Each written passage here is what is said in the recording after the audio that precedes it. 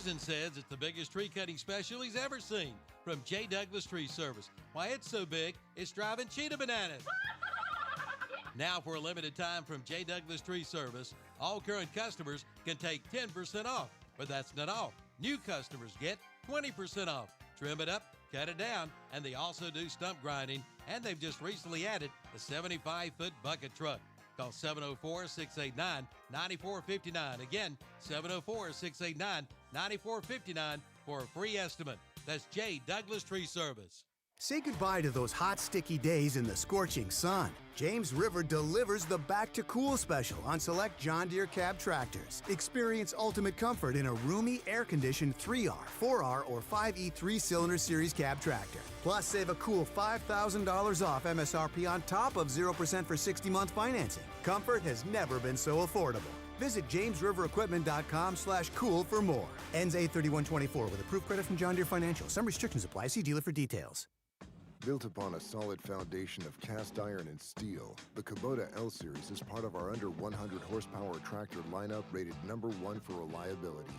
They feature powerful Kubota diesel engines and easy operation. The durable Kubota L-Series. Talk to your local Kubota dealer today to schedule a demo. Go to KubotaUSA.com for full disclaimer. Your Kubota dealer is Parker Farm Service, located at 126 Bessie Drive on Oak Grove Road at the Highway 74 bypass in Kings Mountain. Rhodes and Bill Oil Company in Lincoln has been serving the Piedmont of North and South Carolina since 1919. Sure, they deliver to your home with home heating oils. They'll help keep you warm, but they do a whole lot more. They feature bulk fuel delivery, on-site and commercial fueling, backup generator fueling, and farm and agricultural fueling. For home or business or farms, call on Rhodes and Bill Oil Company in Lincoln, 704-735-2508. Online at rhodesandbill.com, located at 1404 East Main Street in Lincoln. Like them on Facebook, too. Start up the savings on your auto insurance with a stop at Turner Hauser Insurance Group in downtown Lincoln, your area insurance agency. Jamie Hauser invites you to stop in and find out how you can save money on all of your insurance needs, from home to auto to commercial to farm to life. Visit them at their office at 228 East Main Street, downtown Lincoln. Just look for the big blue awning. That's Turner Hauser Insurance Group, your area insurance agency. Call 704-732-9577 or visit the website at turnerhauserins.com.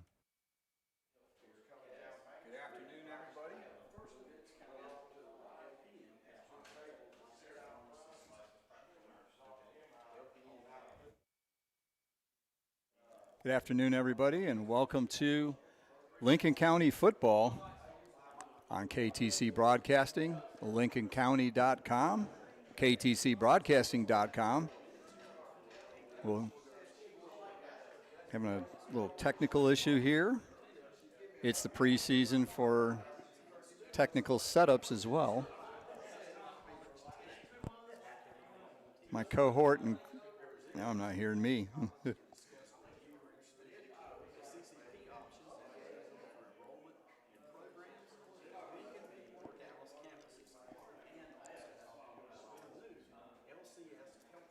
Hold on a minute. We'll see what's going on here.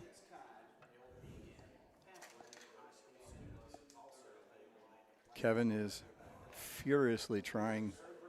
I hear me. Can you hear you? Can you hear me? I can hear you. Y'all got each other now? All right, try that.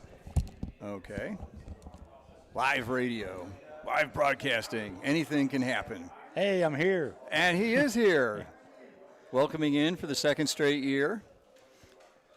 Former coach at North Gaston, South Point, and Ashbrook. What? And Ashbrook. Okay, I forgot about that one. And full-time member of Bills Mafia as he's sitting here with his Bills hat on. That's what you get when you get a Western New York guy on the broadcast. I can't say much. I'm from the same area. I was going to say, you got two. You've got two.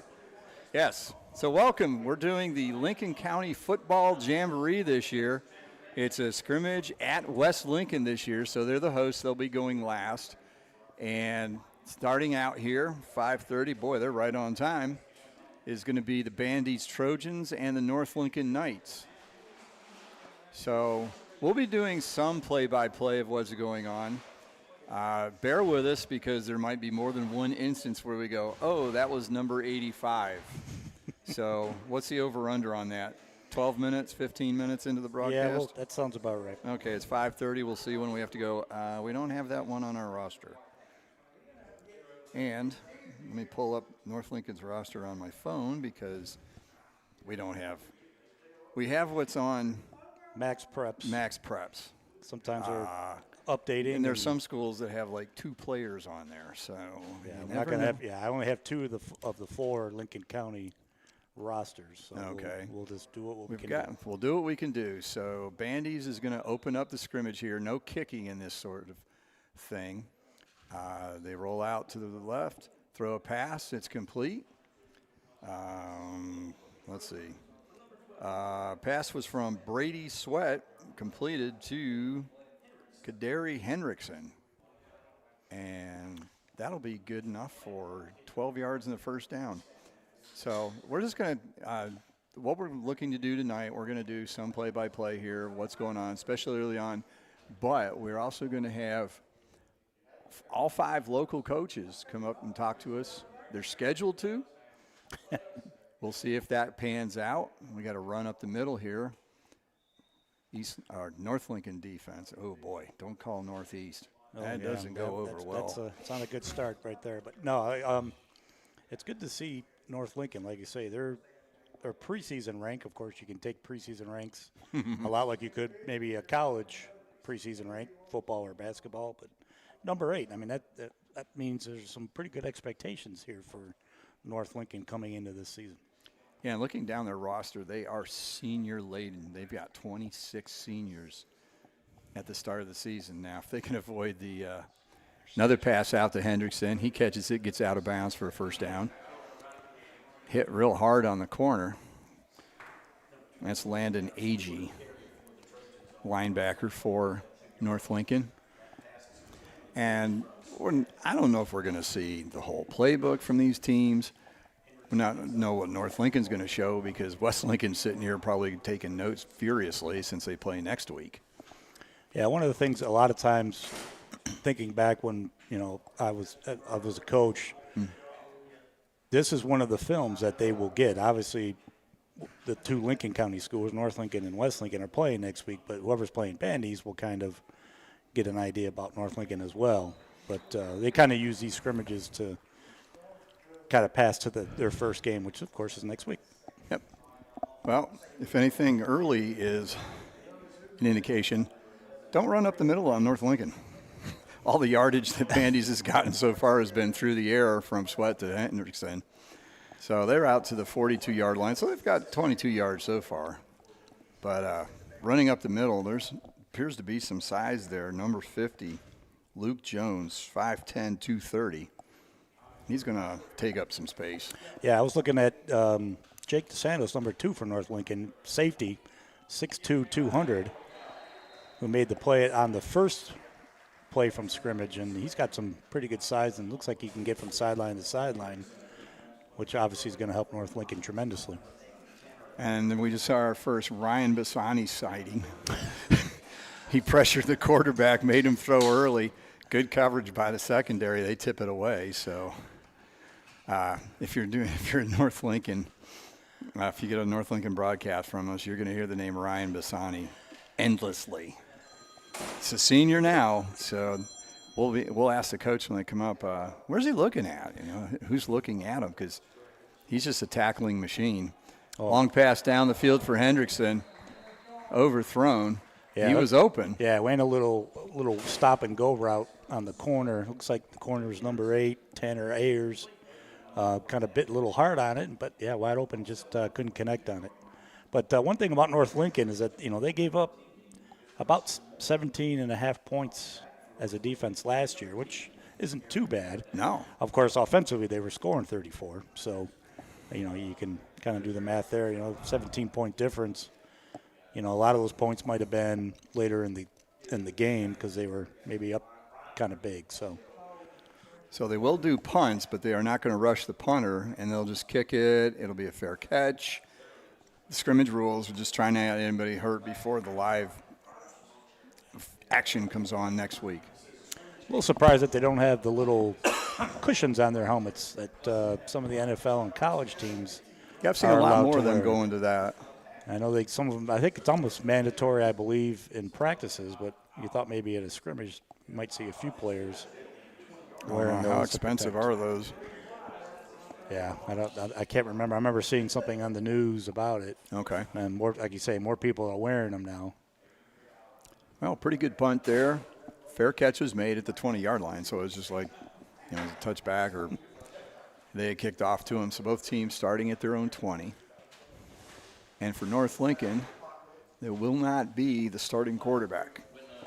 Coach Basil said that their starting quarterback, Sipe, got a little dinged up last week at the scrimmage at East Gaston, so they're holding him out tonight, going with a backup. I mean, this team is so well drilled in their offense. First play, they read the end, runs it up the middle, first down, 13 yards. Yeah. I mean, that's just North Lincoln. Always, yeah. What we saw last year, very good up front, both sides, offense and defense. And undersized. Get up on the ball. Just, very low center of gravity. Looks like, they can really get down and kind of push that defensive line. But, yeah, you said Shannon Wingate got the call on that play and picked up 13. That's what North Lincoln does now. They seem to have a little more size than usual, but they perennially are undersized and still line up, move people around and say, here's what we're going to do. Come stop us. And it works. It's amazing. It's just run so well. Well, like I say, yeah, when there's pretty much a triple option, it's really not maybe exactly a triple option, but a lot of teams, a lot of defenses these days don't see that, especially if their offense is more of a spread type offense, which obviously like Bandy's was. Mm-hmm. And so it's a discipline type of, you got to be disciplined. And here's the option here. Yeah. Brandy's took that away pretty well. They had somebody taking the pitch man. Quarterback comes down the line. Quarterback tonight, let's give him is Danny Burns. Yeah. We'll give him a shout out. He's filling in for, why don't I see Sipe? Eli Sipe, yeah, number 4. Oh, that's right. Okay, there he is, Eli Sipe. I was thinking the last names were first. I'm looking down, I don't see Sipe. What? And another thing North Lincoln does well is they draw people offside. As you mentioned, very well coached, like you say, that, get a little sort of fake motion. Sometimes it goes all the way across. Sometimes it kind of reverts back. And then that's a long time misdirection too. Right. They'll take one step one way, and all of a sudden or the man in motion will take a step one way and then start the other. Just anything to try and move some defenders around. Like I say, and that's kind of hard sometimes on the offensive line because they got to sit down in that, that three stance and hold it. And like I say, I don't remember them too much last year getting false starts. They did really do a great job with it. It's North Lincoln now out about to the 40-yard line. Handoff up the middle. Not much there. Linemen, one of them should have got the ball. They were out past the 50. Hand them the ball. What's a little fumble-rooski in the preseason just for fun? I mean, it's not like Jason Barnes hasn't pulled off some trick plays in his time. Get one back at him here in a scrimmage game. Talk about overkill there. One thing North Lincoln was able to do by winning some of their games pretty handily is get some of the backups in and maybe get some of the JV players in. Quick pitch here. You've got runner out on the corner. He's going to go all the way in. We're looking at a 57-yard touchdown. And that's what will happen. Just keep hammer up the middle, hammer them, keep it. All of a sudden, they go wide. The pitch guy's left open. He had an alley right down the sideline. Away he went. There was nobody home at that point. Yeah, Landon Agee. Looks like he's a sophomore. Number 20 for North Lincoln. I don't remember him from last year. Like I say, he might have been one of those that Shannon Wingate, yes, and he was battling injury late in the game or something. Because JV can play 6 quarters. So, if the JV does well, maybe the game before they may play 2 or 3 quarters. They come up here and play 2 or 3 quarters. And Jake Dillingham will be the kicker. If you don't remember, there was a nice story. We brought his story last year. Coach Basil was looking for a kicker because Liam Sutton had graduated. And he went over to the soccer team, said, anybody interested? He goes, I'll pay for you to go to kicking camp. And Jake Dillingham, he goes, but you've got to promise you'll kick for me both years. So sent Dillingham to camp. Dillingham's one of the best kickers in the area. Old soccer player. He's left-footed.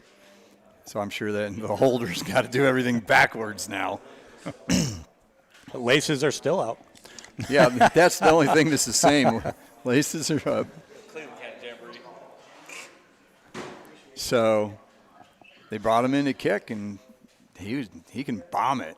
Several touchbacks last year, long field goals. He'd come out at halftime and put on a show. He'd be kicking 55, 60-yarders through the pipes. I was like, good Lord. So 7-0. Kick was good. Bandy's has the ball back. This time they try and run it around the outside.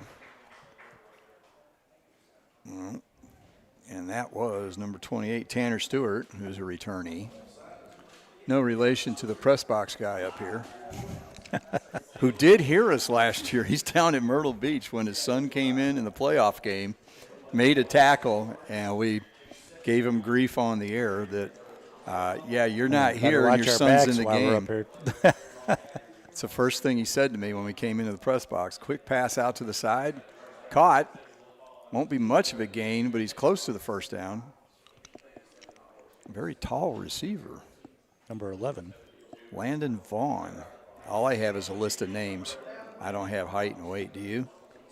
Just for North Lincoln. Just for North, yeah. Well, if, like I say, number 2 for North Lincoln was 6'2", and he looks to be he popped maybe 6'5", 4 inches 6'6". taller, 3 or 4 inches taller than him. 3 or 4 inches taller than anybody in his huddle. That's a big kid. I'm sure the basketball coach knows who he is. Absolutely. Probably hopes we he don't as much. Gets through the season without any issues. Short down yardage, and they run it up the middle, and just enough. Barely gets across the 30 again. Running up the middle against North Lincoln does not look to be pleasant.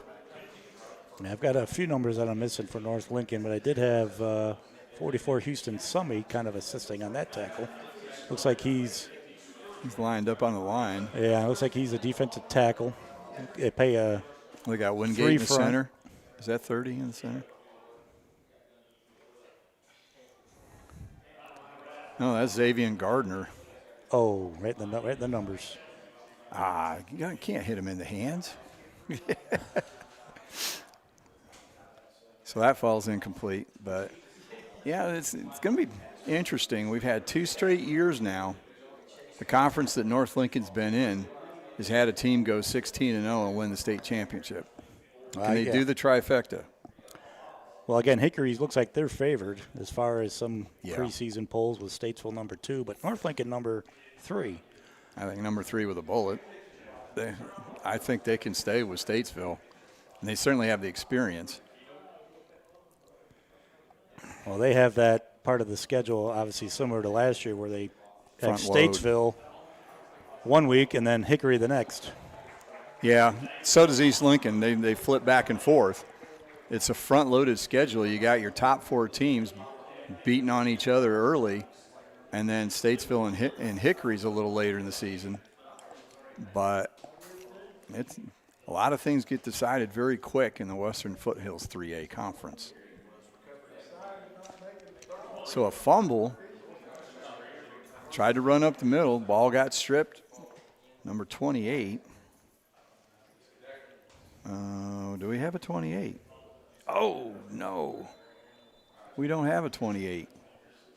13 minutes into the broadcast. I was like, we had a bet how long. We were trying to figure how long it would take. It'd be back. We figured 12 to 15 minutes before we went, we don't have that number. We were in our range. And we hit it. The sports books would be happy. We went right around the average. Might have been a late hit in a regular season game there, but preseason they're just reminding them, careful. Say, hey. It's not as warm as maybe it could be. I mean, down there on the turf, it's probably 90-something.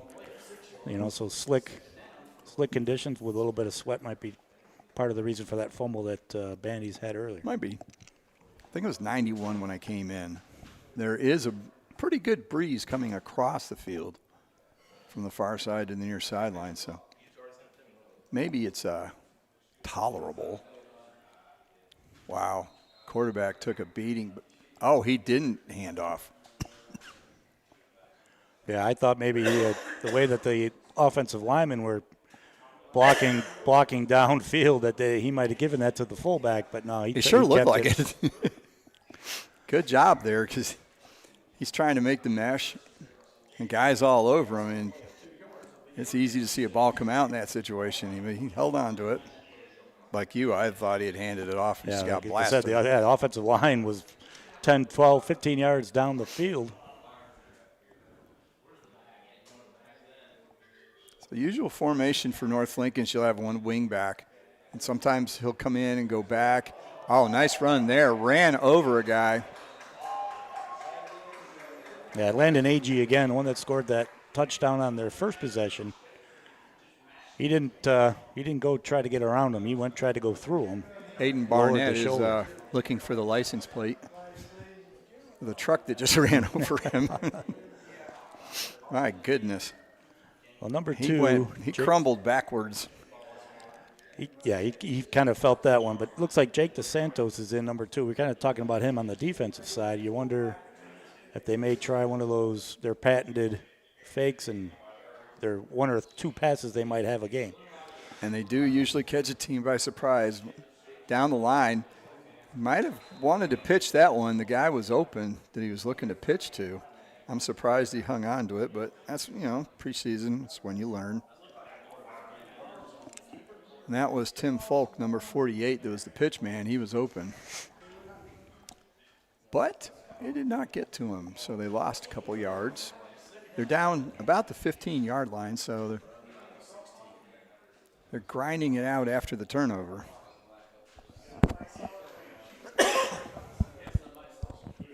Basically, they're going to play a half here. And with North Lincoln, they normally go quick. So we're already down to 3:14 in the quarter. This time he pitches. He's got Agee wide open. He gets to the corner. Touchdown for North Lincoln. Something I think we will see quite a bit in the season, looks like. They're going to hammer everybody inside with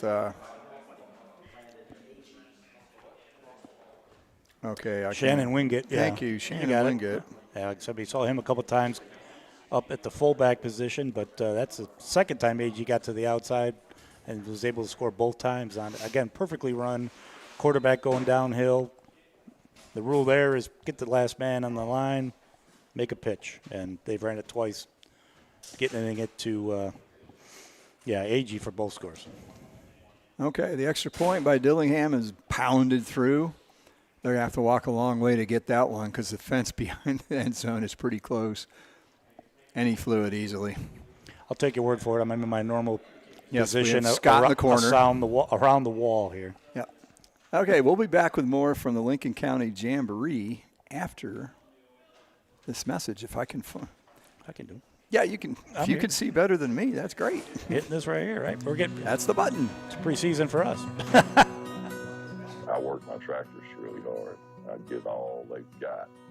I demand as much horsepower as they can possibly give me. I tell you what, I've had these Coyote tractors for probably 10 years now. They've served me well. Been good. Your Coyote dealer is Weston Sales, Highway 18 North, the 27 West intersection in Vale. For the folks in Cherville and Shelby, I'm sure you remember when the Western Steer was in your town, and we wish they were still here. But I've got good news. There's a Western Steer just a few minutes up the road in Newton. From Cherryville, hop on Highway 321 Business. And from Shelby, go Highway 18 to 10 to Newton. You get real comfort food, home-cooked style with down-home hospitality. Try their big unbeatable buffet or order from their menu. And they've got a party room for big groups. The Western Steer in Newton, 334 Southwest Boulevard in Newton at the Highway 10 and 321 Business intersection. Open Wednesday through Sunday. Back at the Lincoln County Jamboree, it's the first scrimmage. Bandy's is the visiting team, and North Lincoln is the home team. And it's currently 14-0, 3 minutes to go in the quarter. Nice drive by North Lincoln, and then a turnover, and they cashed that one in as well. So Bandy's gets the ball for the third time. Again, they just start at the 20 every time. No kickoffs in that regard. Modified punts. Yeah, they get, we talk about a little bit about the preseason polls, but they've got Bandy's number 6 in the Catawba Valley 2A conference. Of course, they'll look to be a little bit better than that, I'm sure. Oh, what a great play there. Number 8, Tanner Ayers, came flying in from the left side, forced the quarterback to scramble back around to the right. Some of Tanner's buddies are over there, kind of get him to stop running, and Tanner comes and cleans him up on the far side of the field. Great pursuit. I think you're going to see Tanner Ayers and Ryan Bassani just go crazy this year. Yeah, we called their name a few times last year. Yes, we did. Bassani currently on the sideline. I think he got his 1 or 2 series. That was about it. It's like, save him. Absolutely. He's a senior, and he was averaging like 150 tackles a season. It's just insane. Back to pass, another quarterback in. He finds they have some tall receivers at Bandy's. Number 4 there. Yeah, number 4, Christian Eder. Boy, when they get in the secondary, they just tower over the receivers, him and Stewart, number 11. Yeah, it was good protection there. He was able to kind of find the soft spot in the North Lincoln defense, kind of hunker down, and the quarterback was able to find him. Wyatt Wesson now in at quarterback, and they used both Wesson and Brady Sweat last year interchangeably. So they complete a pass. Now they get out to the 46-yard line of North Lincoln. So it's the first time they've gotten across midfield. They got close on the first.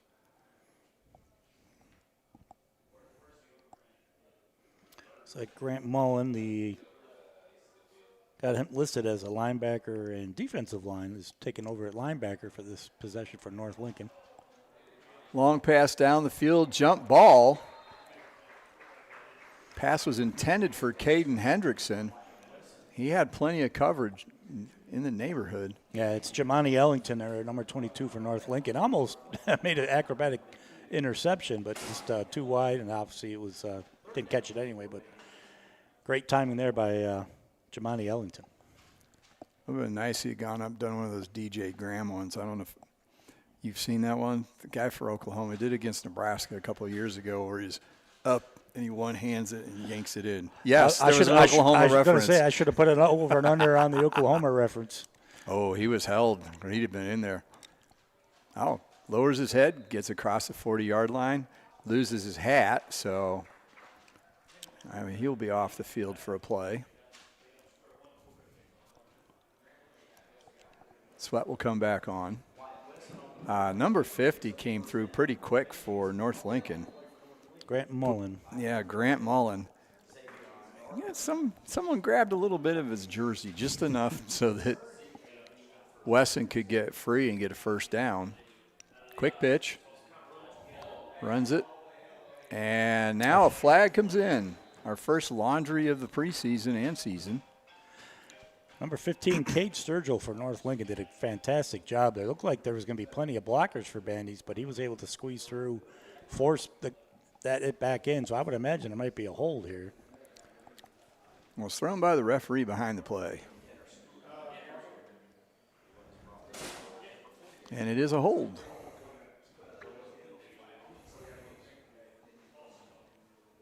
I think they were a little surprised that Sturgill came through there. Mm-hmm. And so, the only thing they could do there was grab jersey. So that's the end of the first quarter. They'll switch ends here. It's 14-0 North Lincoln. You're listening to Lincoln County Football on KTC Broadcasting. Get hot summer deals at Abernathy Chevrolet Buick GMC in Lincoln. Right now, come in and take 10% off Chevy Silverado light-duty trucks and get 1.9% APR financing on most Chevy models. plus a $3,250 purchase allowance on 2024 GMC Sierras. On all Costco customers, get a $1,000 rebate. And check out their Car Bravo certified pre-owned vehicles at Abernathy Chevrolet Buick GMC. 1445 East Main Street in Lincoln. Online at abernathychevrolet.com. For your pest control for your home or business, who you gonna call?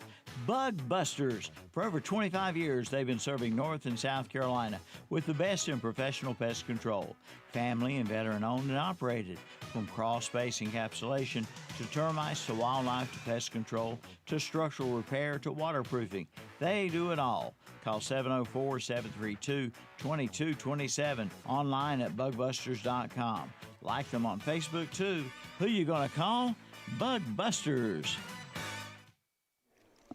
Back at West Lincoln High School, Lenhart Stadium, the Lincoln County Jamboree. This is the first of 4 scrimmages here tonight. Each scrimmage will go about a half of a regular football game. And they're switching ends here. And we'd like to thank WestEndSales.com, who will be our title sponsor for tonight's action. Appreciate them sponsoring high school football on KTC. So, Bandy still has the ball. They're on the North Lincoln 49.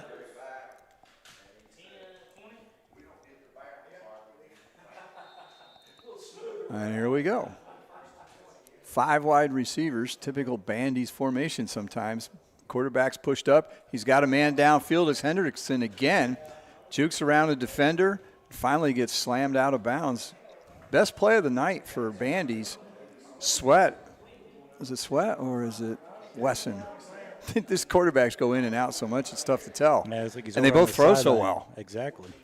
Looked like that might have been Sweat. I think I'm looking and seeing number 12. Okay, so Sweat throws the ball. Hendrickson is, who looks like he's going to be the favorite target all year. He's already caught 4 or 5 passes. And they get down to the 14-yard line.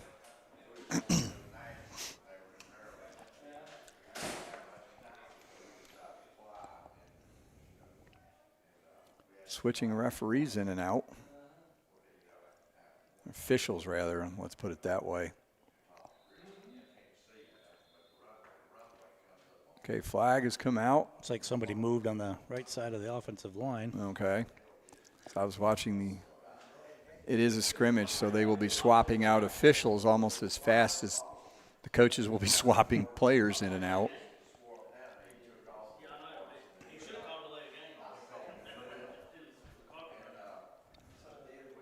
Got procedure call against Bandy's, so it was motion. Moves it back to the 19. Yeah, I'd say North Lincoln kind of runs 3 defensive linemen, and then they kind of use the outside linebacker as an end. Kind of like the 5-2 Oklahoma. Aha! You knew it was coming. But, yeah, that is the Oklahoma defense, the 5-2, where you've got 3 dedicated linemen, but you got 2 linebackers on either side that can drop down into a stance. Exactly, yeah, and so sometimes they use one more different kind of sizes to blitz.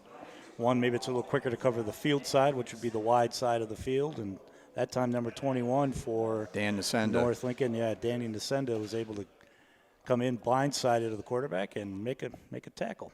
Very nice young man. Helped me out last year when I did a track meet over at North Lincoln. He was running results up and down the stands. He got a stair workout that day. Coach didn't have him in the meet. He was holding him out. So he got a stair workout in anyway. Sweat back to pass, pumps, throws towards the sidelines low, and hits the turf. It was a good pass if you only wanted your team to get it because it was low. Either it was going to be a catch or it was going to be incomplete. There was no way a North Lincoln defender was going to get to that. Pass was intended for Ryder McClure. You kind of wonder when, I'm not saying, North Lincoln's a little undersized on the outside that they would try to throw this ball up for number 11 yeah, for Bandy's. The size he is, that's definitely. I know we're back at the 25. And if you look across the field, he's matched up with number 22, and there's got to be a 7-inch difference. He's open, and he just throws it away because he's being pressured. But I was watching Stewart go down the sideline, and We don't have size on Stewart. We're guessing he's about 6'6". That wouldn't surprise me. And he is matched up against number 22, Jamani Ellington, 5'10". Definitely, yes. Yeah. 7 to 8 inches difference there. So we've got a penalty behind the play. It's a holding call. Since it's third and very long, they're going to decline that one. And you wonder, since there's probably no, like I said, they could punt, but I mean, it's preseason here, so you wonder if they're just going to try to get a play to get it down, or, yeah, maybe they're not. 2 years ago, they had a pretty good kicker. Okay. I don't know if he graduated or not, but Coach Barnes will gamble sometimes too. So 4th down, they're just going to run a play here. It's 4th and a lot. Scoreboard says 21. Yeah, seems about right. Get to the 5-yard line. Sweat back to pass, throws in the corner. He's got a receiver, overthrown. Coverage by Ellington was pretty good. So they'll turn it over on downs. North Lincoln will get the ball again. Up 14-0, 10 minutes to go in the scrimmage, their second quarter. It's be interesting to see how many starters are in for North Lincoln at this point. Well, I remember we kind of talked about it the first game last year. One of the things with the heat, make sure you get your guys well hydrated. Make sure if you can, move players in and out, keep them as fresh as possible. And so with next week's game, you're thinking the same. Keep these guys fresh, keep them healthy as you can. So it's just a good time to see some of the backups. Get them ready, because you never know what's going to happen in the regular season.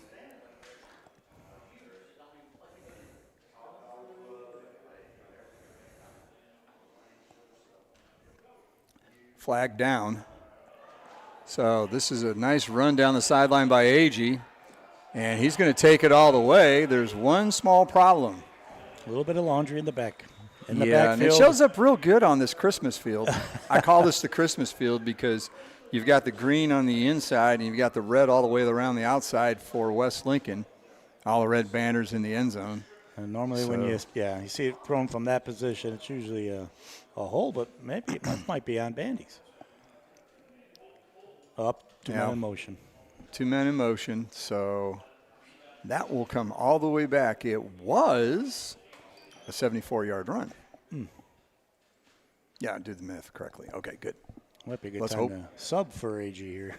Just went for 74. Yeah, he's just done some wind sprints here. And we want to mention tonight,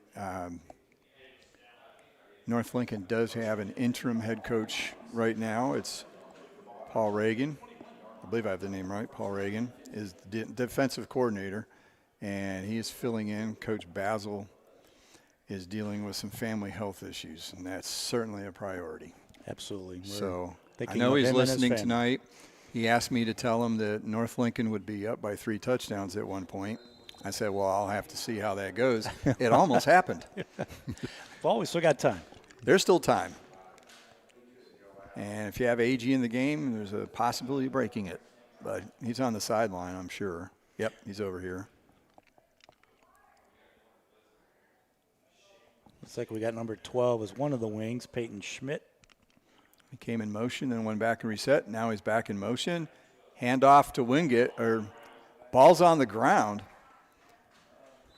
Yeah, it was number 3, Shannon Wingate, had the ball, then didn't have the ball. Burns was able to, the quarterback able to jump on it. Yep.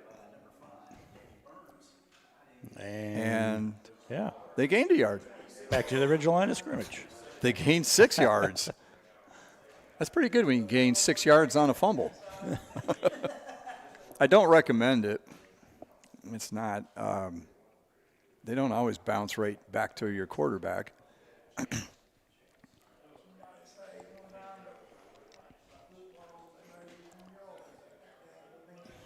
One thing we don't normally have a problem with is the play clock with North Lincoln, but it is down to 2-1. Yeah, they were a little slow getting the play in on that one. So we'll take a timeout here on KTC Broadcasting. You're listening to the Lincoln County Jamboree on KTC. This year celebrates the 100th anniversary of the Cleveland County Fair. Dates are set for September 26th through October the 6th. There will be plenty of great entertainment to help celebrate the 100th year, plus ride-offer rides. We'll be back again with over 40 rides. See the demolition derbies, the bands, magic acts, the livestock, and more. This year will be the biggest of all, so plan now to attend the 100th edition of the Cleveland County Fair, September 26th through October 6th. Buy tickets online at clevelandcountyfair.com. The Suzuki King Quad 100% ATV sale is underway at Full Throttle Power Sports in Lowell. Get 0% financing for 36 months or up to $1,000 in customer cash. And check out the line of Kawasaki bikes. Save up to $2,000 on select models. Select a Honda ATV and get up to $300 in free accessories. Plus, don't miss the Yamaha Wave Runner Best of Show Sales event. Come in for the details at Full Throttle Power Sports, 101 Indian Walk in Lowell. Online at ncfullthrottle.com. And back in play here at West Lincoln. 8.5 to go in the scrimmage. Handoff at the mill, Wingate. This time he hangs on to it, gets close to a first down outside the 35-yard line. And they're moving the chains.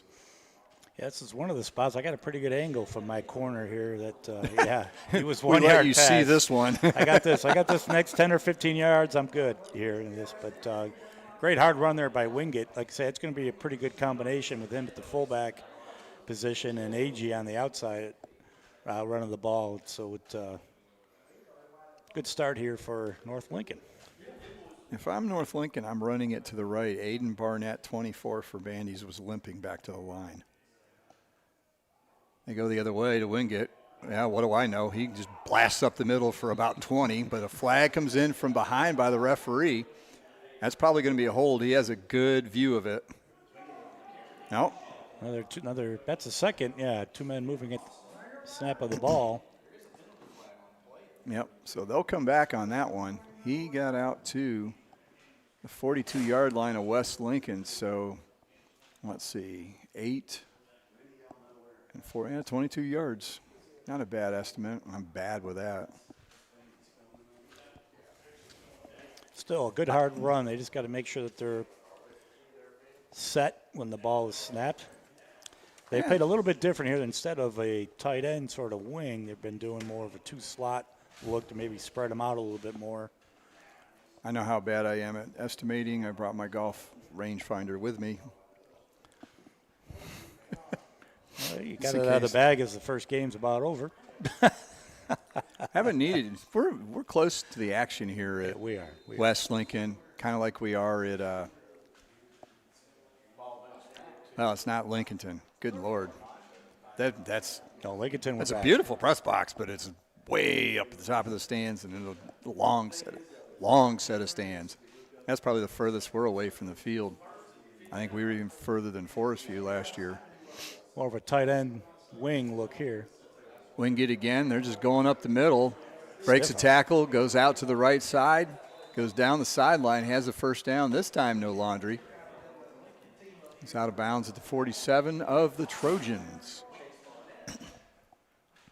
Well, you were just a play behind. You said go to the right last play with the lunge, and this time they went to the right. I wasn't a play behind. I was a play ahead. I was seeing the future. It's the future, Marty. Oh, boy. Bandy's more of a traditional, looks like more of a 4-3 kind of defense with the. Yeah, it's 4-3, straight up 4-3-4. Too deep. Yep. Was that the cover two? Handoff down the line, skips around one tackle, skips around another, breaks a third, and finally brought down at the 34-yard line. Very elusive run there by the quarterback, number 5. Danny Burns. Yeah, that time, like I say, he read that one correctly. They bit a little bit harder on the pitch. He was able to get around, and then look, he broke a couple tackles to get down to the 34-yard line. And as they do, North Lincoln can grind some clock. Was it their game last year? The first half was done in 30 minutes. I mean, you got the minute changeover for the quarter, so there's only 5 minutes that the clock wasn't running. They do keep it moving.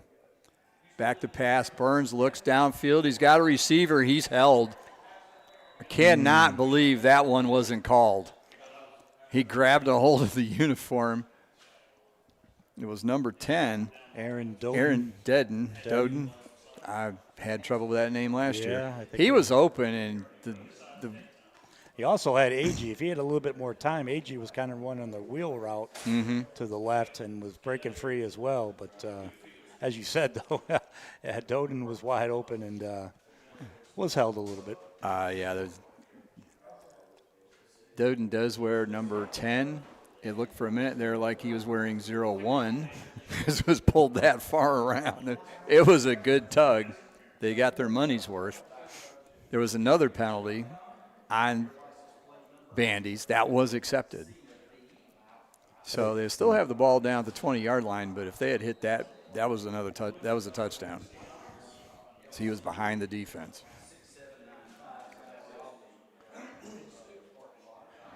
Like I say, that was our one North Lincoln pass.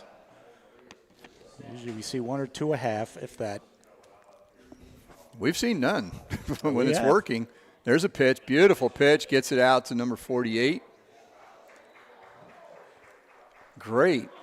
Waited to the last minute by Burns and then pitches it out to 48, which is. I don't have that number. It got updated on the roster in here. So let me see. Out at the 3-yard line. It's somebody we should know, too.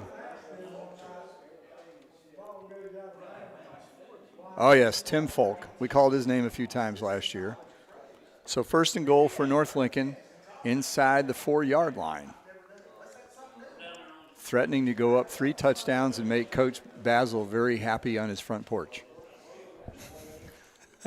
Well, prognosticator, too. He said 3 touchdowns. Yeah, he did. They're about ready to do it. He said make sure you say that North Lincoln's up by 3 touchdowns, even if they aren't. And now they are. There you go, Coach. Nostradamus from the front porch. Yeah, I know. That's knowing your team, isn't it? Exactly. Exactly. So that makes it 20-0. 5 minutes to go in the scrimmage. This is the first scrimmage. Coming up next will be Lincolnton and High Brighton.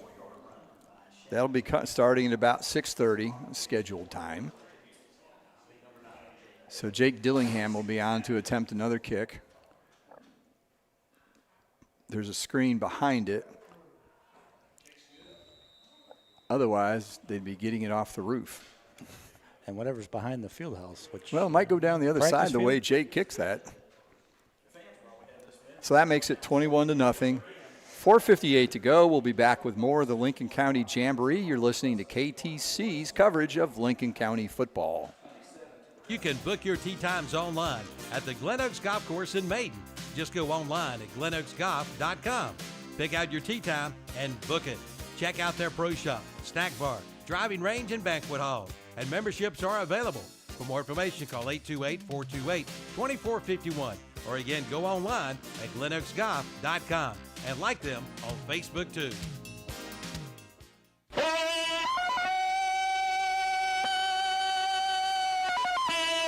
Tarzan says it's the biggest tree cutting special he's ever seen from J. Douglas Tree Service. Why, it's so big, it's driving cheetah bananas.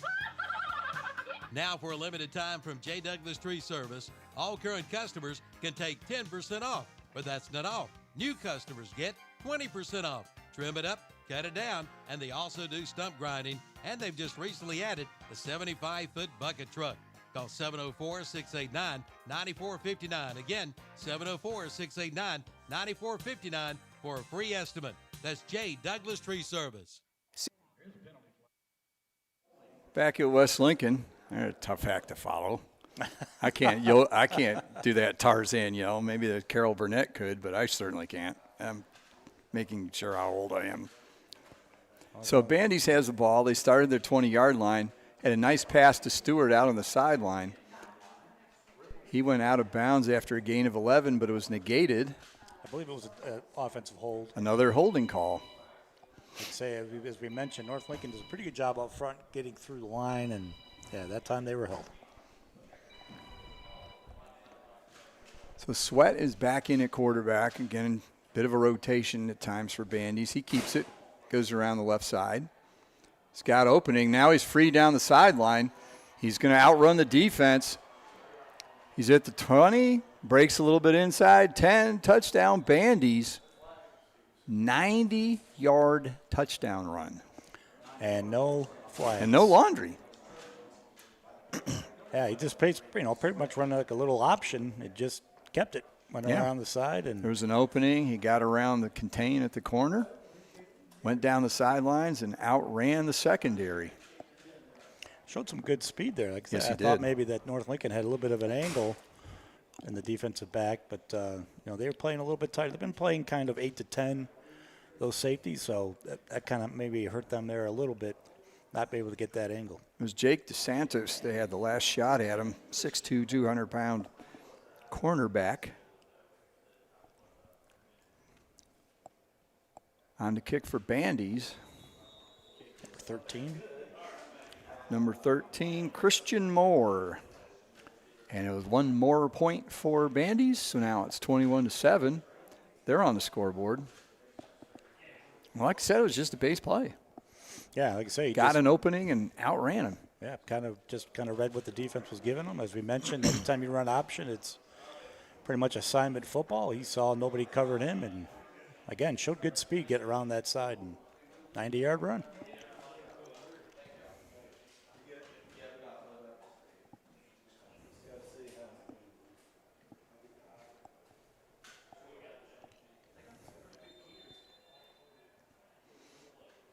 So 4:07 left. They're playing a half, so they should be done just about on time. Well, we'll see if North Lincoln kind of runs their typical ball control, clock running offense. When don't they? Keep Burns around the side. Burns. Oh, that's a forward pitch. Are they going to call it? He's got it to Agee again for the touchdown. Agee gets to the end zone. That was pretty close, yeah. I don't think that was close at all. That was a forward pitch. Yeah, I was thinking it might have been pretty much straight lateral, but I'd love to see the videotape of that one because the North Lincoln camera is in the next room. Basically, I think they had a straight-on shot of it. Forward. Yeah. One of the coaches from the North Lincoln Fox, I go, forward, and he just kind of goes, yeah, then shrugs his shoulders like, I don't know. Yeah, it was. Well, it's preseason for everybody. Preseason for us. And there's a referee right and there. A referee. They missed that one. Hey, I call him like I see him. I don't have any allegiance to any of these schools. Dillingham in. Kick is up and good. So it's back to Coach Basil's desired margin, 28-7. Well, that's not really ball control. Well, ball control, clock running type of play, but it was just a straight option. So this is a question. So does the running back get all the yards? Because it was at 80 yards, but the pitch was at about the 36. I believe so. Okay. I believe so. Years ago, I know, way back when Texas and Oklahoma and those were getting the option and getting it started, they used to divide it up. The quarterback, if he got 10 yards, got the 10. Would we say that when the quarterback pitched it behind the line of scrimmage, it would be a negative yard? Well, yeah, I guess it would be. And I know confusing each other. I know that they split it up back then, so I wonder if they had to split it. I mean, you would think they would do it every play.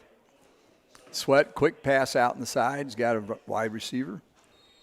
Catch is made. He gains 5 yards out to the 25-yard line. Catch was made by number 81, Evan Turner. Cool, we had a number. Well, we're trying to see here if our Jamboree is, well, I'm sure we're live, but. Another pass, this time to number 11, Landon Vaughn. Again, another tall target. They do have those at Bandy's. If you're a quarterback, you love it. Sweat back to pass, quick out. Hits him right in the hands and is dropped. His out pattern, it was slightly low, but it should have been caught. It was not a tough catch. Looks like Danny Nasenda, your friend there from the track meets, getting some playing time here, doing a good job covering. Mm-hmm. Coach was immediately over there, kind of coaching him up after that play.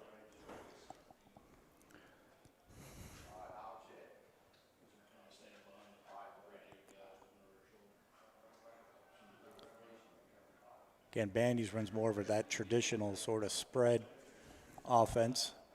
He is just a junior, and with a team with 26 seniors on it, it might be tough cracking a lineup.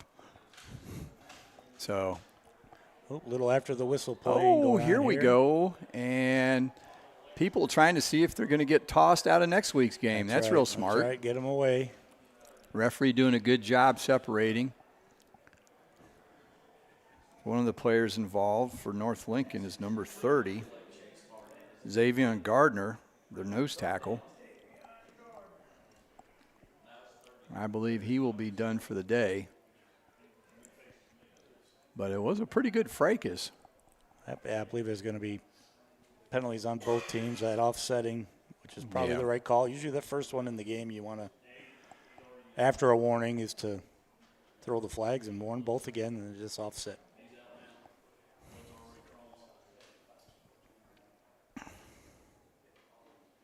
Don't know if any teams had a scrimmage before tonight, but a lot of times you kind of get tired of going against your own team, that you want to get out here and play somebody else. But want to make sure you're ready for the first game next week. It's a big one, as we mentioned, against West Lincoln.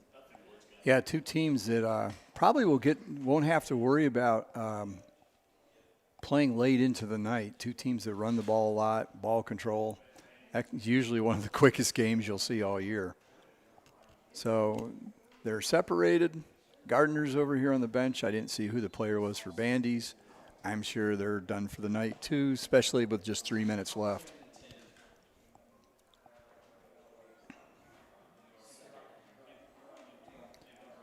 So 5 wide receivers, 3 to 1 this side. Pass is caught by number 81. Breaks the first tackle, comes back into the middle, gets out to the 45. He'll have a first down. They're saying he got to the 46. That's a pretty generous spot. No, that's also the official that missed the lateral with the last. Yeah. Either way, like you say, they're learning. Okay. He's got somebody next to him, and he's being coached up as well by another official. So, Is he really? Okay. Yes. Well, like I said, they will substitute officials just as much as they will. High snap. Nice catch by Sweat, but the problem is it gives North Lincoln time to shed some blocks and bring them down. Yeah, like I said, we're talking about the side judge here, the one that usually marks the spot if it's on his side. The old left foot, right foot routine. I was looking at the one on the far side, had it up way over at the 46. So I was watching the near side. Yeah. Yeah, I thought he got a little bit further than this judge down here near us had. So there's a timeout on the field. We'll take a quick break. We'll be back with the final 2.5 minutes after this. You're listening to KTC Broadcasting. Say goodbye to those hot, sticky days in the scorching sun. James River delivers the Back to Cool special on select John Deere cab tractors. Experience ultimate comfort in a roomy, air-conditioned 3R, 4R, or 5E 3-cylinder series cab tractor. Plus, save a cool $5,000 off MSRP on top of 0% for 60-month financing. Comfort has never been so affordable. Visit jamesriverequipment.com/cool for more. Ends 8/31/24 with approved credit from John Deere Financial. Some restrictions apply. See dealer for details. Back at West Lincoln, 28-7, North Lincoln over Bandy's, and the first scrimmage of 4 tonight here from West Lincoln. Looking down in the end zone on the right, there's a lot of players ready to get on the field. Sweat keeps it. He gets the corner, across the 40, and they're going to call a penalty that let Sweat get further down the field. Yeah, so usually that spot, usually a hold or a block at the back. Number 11, Landon Vaughn, pleading his case to the coaches. He's already coming back where the huddle's going to be here in a second. As soon as the flag flew, he turned to the coaches and threw the hands up and I didn't do it. Pose. So block in the back.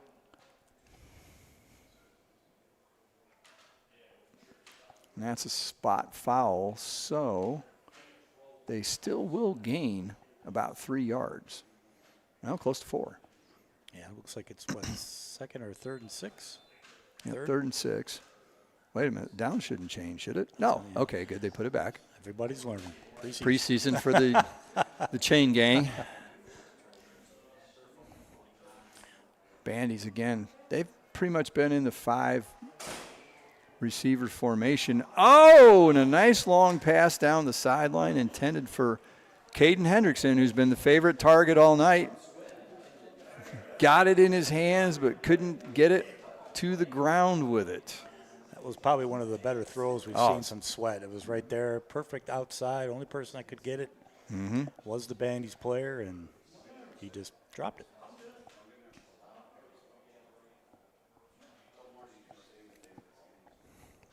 So I'll bring up 3rd and 6. A few substitutions here. Yeah, there's been maybe 1 or 2 plays they had somebody in the backfield, right? And that's about, most of the time it's just 5 wide stuff. They're going to go back, try the same kind of play again. This time it was slightly underthrown, and that allowed the North Lincoln defender. Okay, it's 47. Are we actually going to have a number? Not on my list. Might be a younger player.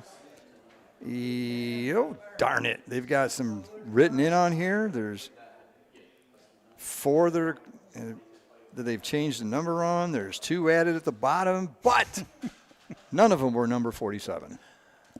So great play by number 47. Not the first time we have done that tonight, and it won't be the last this year. Might have done that once or twice last year. Yeah. All kinds of stories we can tell about that. I believe the play was called dead. Yep. Sweat was wrapped up in the backfield. The whistle had blown. Ball came out. North Lincoln recovered. Hey, number 47. Oh, man, his parents are going to be mad at us. We need to try to find out number 47's They name. can be mad at us all they want. We don't have a number to go with a name. We work with what we have. So it was 4th down anyway. So ball will go over to North Lincoln. Still 2 minutes to go.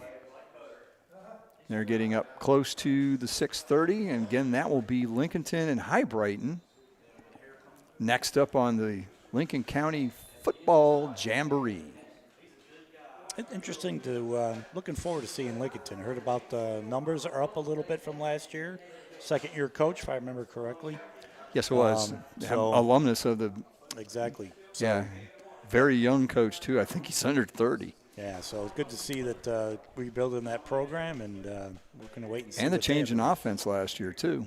They went to the spread. Be interesting. Here Burns keeps it again, pitches it. This one gets away. It's a football. It's going to bumble and fumble and bobble and bounce weird directions. Very good alliteration there with all your B's. Yeah, that one was a little bit more of a not that good of a pitch there from Danny Burns. He kind of led him like he was going somewhere. But that relationship's usually 3 and 3, 3 yards out, 3 yards wide, and back. And that time he just kind of led him a little too far, but was able to recover. Recover, or it went out of bounds. It was close. I don't know which it was, but North Lincoln retains possession after the loss of 2. I was kind of going with the Keith Jackson bumbling, stumbling kind of a takeoff of that. Is it Jackson or Chris Berman? I don't know. Well, that's probably both. He might have got it from. Might have. Oh, Nelly, Keith Jackson. Do you know, I don't think he ever said that. Really? Yeah, he gets credit for it, but I don't know if he ever said that. Well, that's 17. Logan Rogers, one of the write-in candidates at the bottom of the roster, so you don't have that. But there's a roster, picture of the roster from over here that made it to the press box. And that's what we're going by, folks. We're simply the messengers. The deliverer of news. Again, one wide receiver, two wing backs for North Lincoln. Not unusual to see this, one in motion. Rogers right up the middle. I wonder if he is related to Brennan Rogers that was on the team before. I wonder if it's a brother. No way of knowing that. We did have a lot of brothers and cousins last year for sure. That was West Lincoln. Oh, my goodness. You had the Ponders, you had the Sains. I'm leaving some out, I know, sorry. But, yeah, there were a lot of duplicate names going down the roster for West Lincoln last year. A lot of good – it's because we kept calling them all the time. We kept noticing it. But the Ponders, Ben Sain, was all over the place. So, this is new, West Lincoln. And that's it. They lined up. The clock was running. So, that's the end of the first scrimmage. Final score, North Lincoln 28, Bandy 7. So, next week, North Lincoln will be home hosting West Lincoln.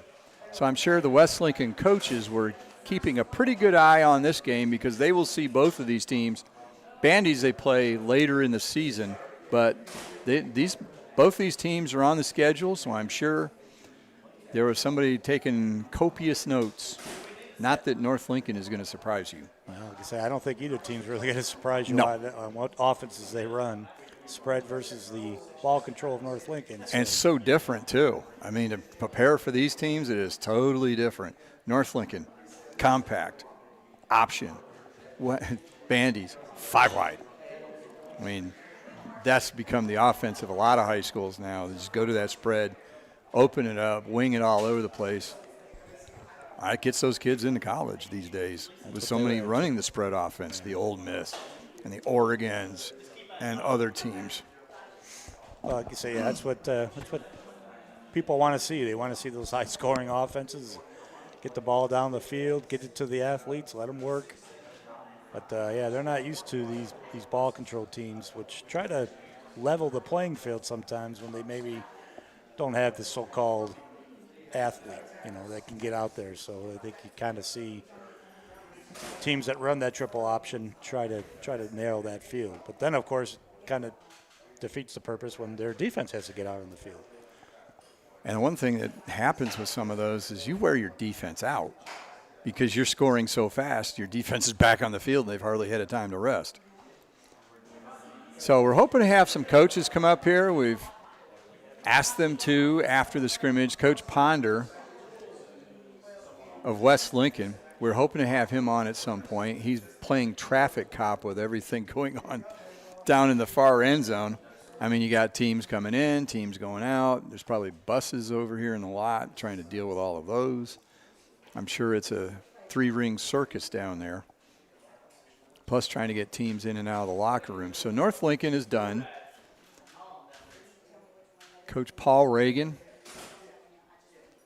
subbing for Nick Basil. They look like typical North Lincoln football. Didn't look like anything different. Nope. But I do see Lincolnton out here with a couple of their protective gear helmets. It's good to see. Like I say, I think they should wear them at least in preseason. Oh, definitely. Get yourself ready for regular season. It's good to see. Well, we'll be back. Again, it's Lincolnton against High Brighton coming down from Caldwell County. And we'll have some more of that after this message. You're listening to the Lincoln County Football on KTC Broadcasting. Built upon a solid foundation of cast iron and steel, the Kubota L Series is part of our under 100 horsepower tractor lineup rated #1 for reliability. They feature powerful Kubota diesel engines and easy operation. The durable Kubota L Series. Talk to your local Kubota dealer today to schedule a demo. Go to KubotaUSA.com for full disclaimer. Your Kubota dealer is Parker Farm Service, located at 126 Bessie Drive on Oak Grove Road at the Highway 74 bypass in Kings Mountain. Roads and Bill Oil Company in Lincoln has been serving the Piedmont of North and South Carolina since 1919. Sure, they deliver to your home with home heating oils. They'll help keep you warm, but they do a whole lot more. They feature bulk fuel delivery, on-site and commercial fueling, backup generator fueling, and farm and agricultural fueling. For home or business or farms, call on Rhodes and Bill Oil Company in Lincoln, 704-735-2508. Online at rhodesandbill.com, located at 1404 East Main Street in Lincoln. Like them on Facebook, too. Start up the savings on your auto insurance with a stop at Turner Hauser Insurance Group in downtown Lincoln, your area insurance agency. Jamie Hauser invites you to stop in and find out how you can save money on all of your insurance needs, from home to auto to commercial to farm to life.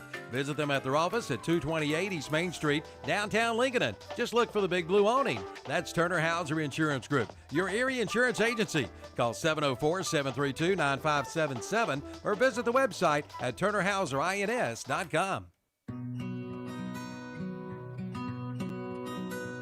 I work my tractors really hard. I get all they've got. I demand as much horsepower as they can possibly give me. I tell you what, I've had these Coyote tractors for probably 10 years now. They've served me well. Been good. Your Coyote dealer is Weston Sales, Highway 18 North at 27 West intersection in Vale. For the folks in Cherville and Shelby, I'm sure you remember when the Western Steer was in your town, and we wish they were still here. But I've got good news. There's a Western Steer just a few minutes up the road in Newton. From Cherryville, hop on Highway 321 Business. And from Shelby, go Highway 18 to 10 to Newton. You get real comfort food, home-cooked style with down-home hospitality.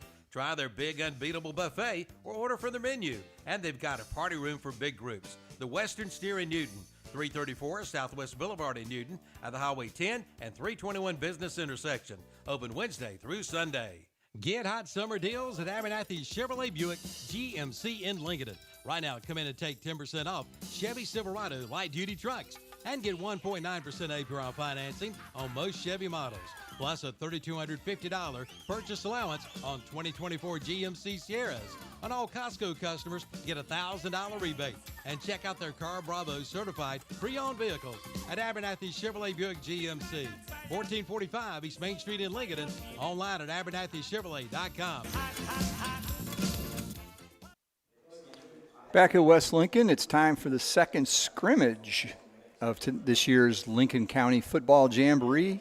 Lincolnton Wolves against High Brighton. High Brighton making the trip down 321 and then crossing over 20 to 27 somehow, getting out here. And Lincolnton's lined up like they're going to kick the ball off. They'll probably just kick it, and that'll be it. Practice. We'd tell you who was kicking or who was lining up or who was doing anything for either team, but we don't have an official roster. We have something off of Max Preps. So yeah, it looks like number 10, maybe if it's Dominic Sanchez. Yeah, that sounds about right. Didn't he kick last year? That sounds familiar. Yeah, he might have. All of a sudden, names start sounding familiar. Yeah. I mean, it's only been, 9 months? I have no memory. So here's the kick from Sanchez. It's a high kick. Caught at about the 10, and that'll be it. Just kind of fake a return. The High Brighton lines up in their 5 across blocking pattern. Okay, we practice that. Boom, good. Ball at the 20. At least it's not the new pro-style kickoff, because I couldn't tell you what those rules are. Well, I definitely can't tell you the rules because I don't really care much for the NFL. I prefer Saturday football. Of course, you're sitting there with a Bills hat, so you at least care about one team. At least, and things are pretty good these days, except when the Chiefs show up. Thanks. Ooh. There we go. Take that knife out of my back. Good. I'm sitting next to you. It's in your side. Yeah. Handoff up the middle from High Brighton. Nice carry there. Gain of 8. Tackled by, looked like number 14, Carson Cloninger. We called that name quite a few times last year. Looking down here, Peyton Grooms. Remember him from last year. Of course, yeah, the quarterback. No, that graduated. Was a boast, okay. It was a boast, but now it's, I'm guessing it's going to be Carson Cloninger, number 14. He's a senior. There's another one on the roster here somewhere. Rashad Lynch. He's a sophomore, so I guess we'll have to wait and see. Andre Bost last year, the older brother, Lincolnton went to the spread offense, and times it didn't always go so well, and Bost would be running around for his life, and you want to talk about somebody that can make chicken salad out of a bad situation. Absolutely. He did. Absolutely. He'd be back there 25 yards getting chased around like crazy, and next thing you know, he's 50 yards down the field. Kind of looking at some of this, I got a couple stats from last year. The offense averaged 30.4 points a game. And normally when you have that kind of production on offense, you're doing fairly well. They did go 6-6, 5-2 in the conference. Made it to the second round of the playoffs, and then they had to face Shelby. Oof. But their problem was on the other side of the ball, 27.4 points against. And as we said, we're going to have some coaches on here tonight. And joining us from North Lincoln is the defensive coordinator and future head coach somewhere soon, is how Coach Basil put it. So, golly, I hope not. Hope not. Come on. He says you're ready to be a head coach. We welcome North Lincoln interim head coach and defensive coordinator normally, Paul Reagan. Coach, thanks for joining us. Yes, sir. Thanks for having me. You made Coach Basil happy because he called me before the game and asked where I can listen to this. Okay. He said, at some point, you need to say that North Lincoln has a 3-touchdown lead. And I said, well, that's all. I'm not going to lie. Yeah. Next thing you know, there's a 3-touchdown lead. So I just got off the phone with him before I got in here, and he said he was on the phone with somebody the whole game. So I'm sure he was. I'm sure if he had gravel outside his front porch, I'm sure there's a dent in it from him walking back and forth. I'm sure. Paul Reagan, this is Scott Tudor. Nice to meet you, sir. He's my color analyst here, but look good. Thank you. Yeah, we did some good things. I'm sure when we watch it, I'm gonna be sick a little bit about some things, but that's why we do this. To iron out the kinks, simulate a Friday night. So, but I thought we did pretty well. Oh, okay. Yeah, it's going to be falling down there. Is that better? We got you pretty good. Well, Okay. Coach, with all the you think you got a lot of starters that are coming back. Yes, sir. So, like I say, we kind of mentioned sort of the preseason ranks, but like any other college, that's kind of just based maybe on last year. But you got to feel pretty confident going into the season as far as how your team's looking. Yeah, we got a really big senior class this year. 26. 26. Yes. That's great for this year. It's a little bit scary for the next. Always good to have a senior class, but looking forward, you get a little scared about it. But we got a lot of really good kids too that work really hard. I tell them all the time that the best teams are senior led, and they've taken that to heart, and they want to get better. And when we get on them, they take it personal, and they do just that. So if we can stay healthy, I feel good about our senior class. Well, like you say, you average, offensively about 34 points a game. Defensively you gave up about 18.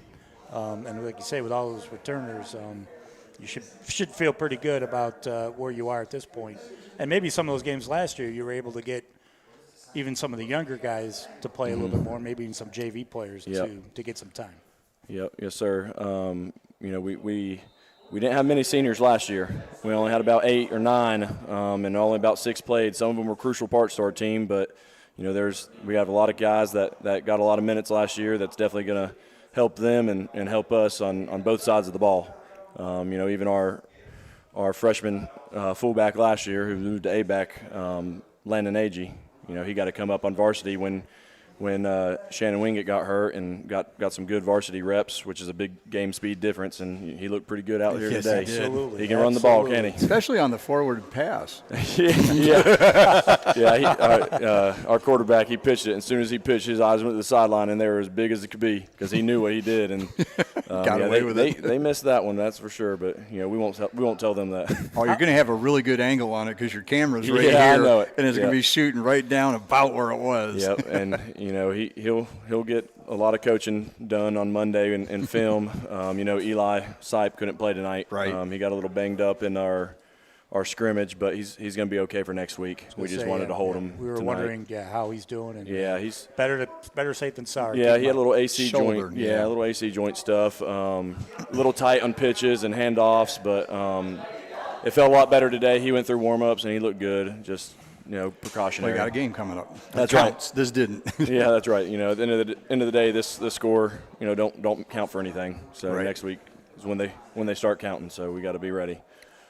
So you got through the preseason. Now you're going to get into game mode, but you've been in charge as opposed to Coach Basil. Has there been anything that you've seen that's looked different, or has it just been business as usual with Coach being out for a while? It's been business as usual. Myself and Coach Walker, the offensive coordinator, have been on the phone with him a lot. But all of our coaches have picked up any responsibilities that they've needed to. They've done a good job. All the players, coaches, both have done a good job responding to it. Our coaching staff is a really tight-knit group. We're all really good friends.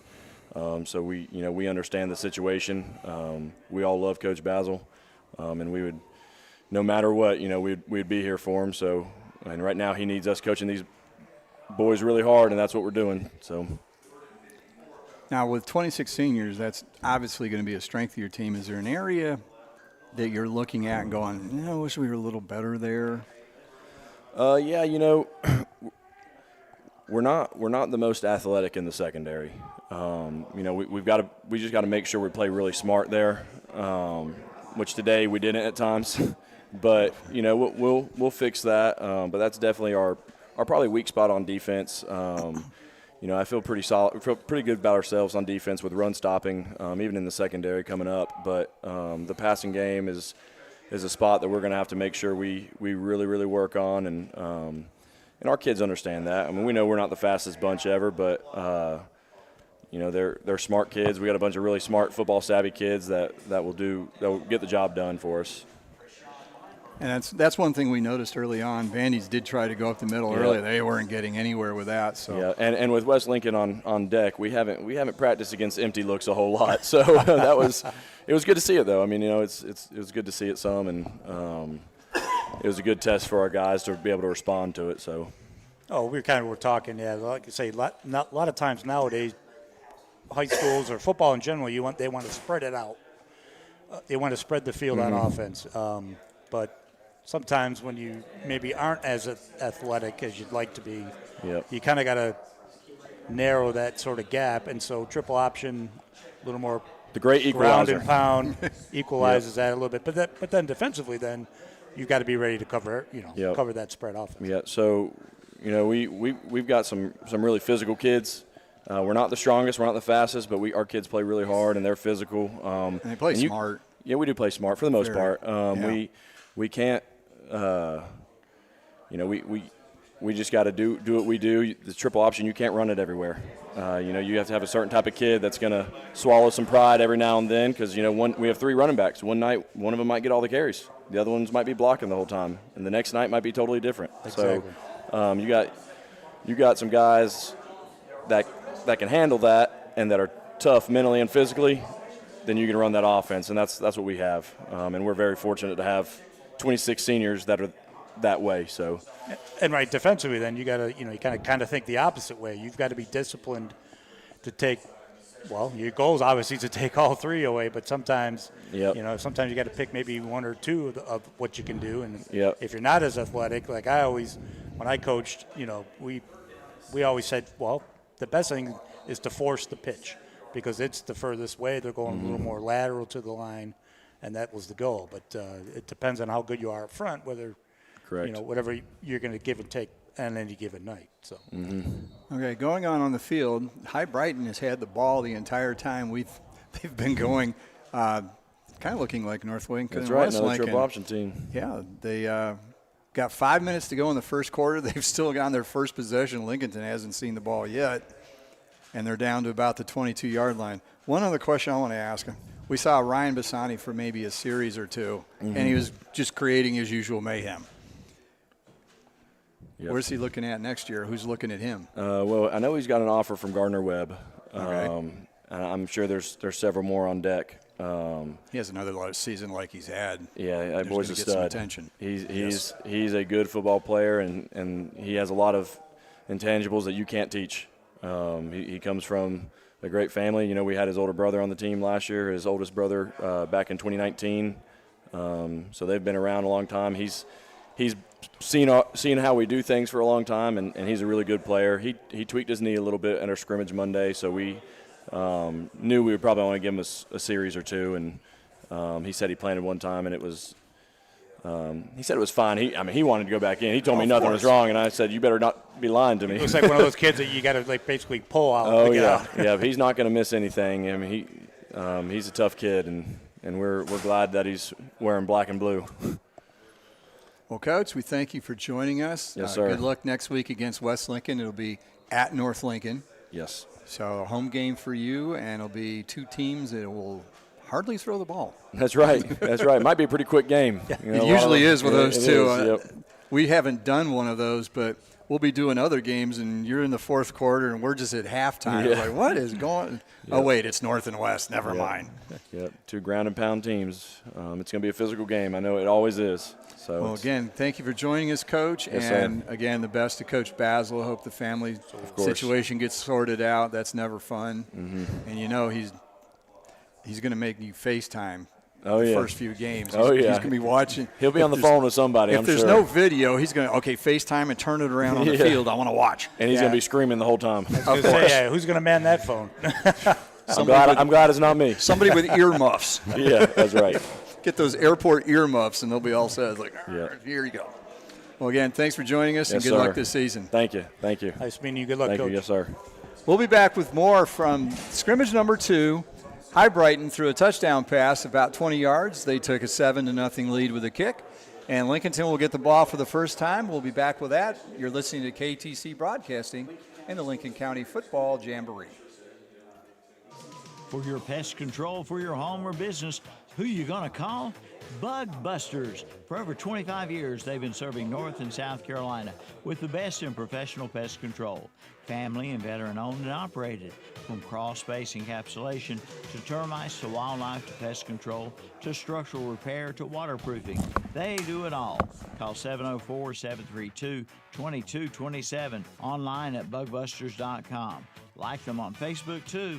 Who you gonna call? Bug Busters.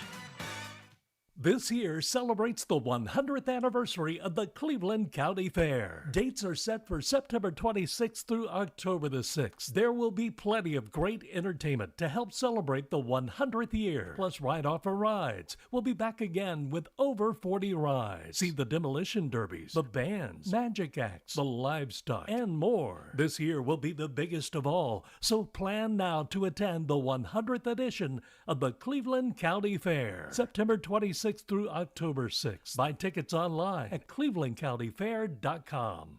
The Suzuki King Quad 100% ATV sale is underway at Full Throttle Power Sports in Lowell. Get 0% financing for 36 months or up to $1,000 in customer cash. And check out the line of Kawasaki bikes. Save up to $2,000 on select models. Select a Honda ATV and get up to $300 in free accessories. Plus, don't miss the Yamaha Wave Runner Best of Show Sales event. Come in for the details at Full Throttle Power Sports, 101 Indian Walk in Lowell. Online at ncfullthrottle.com.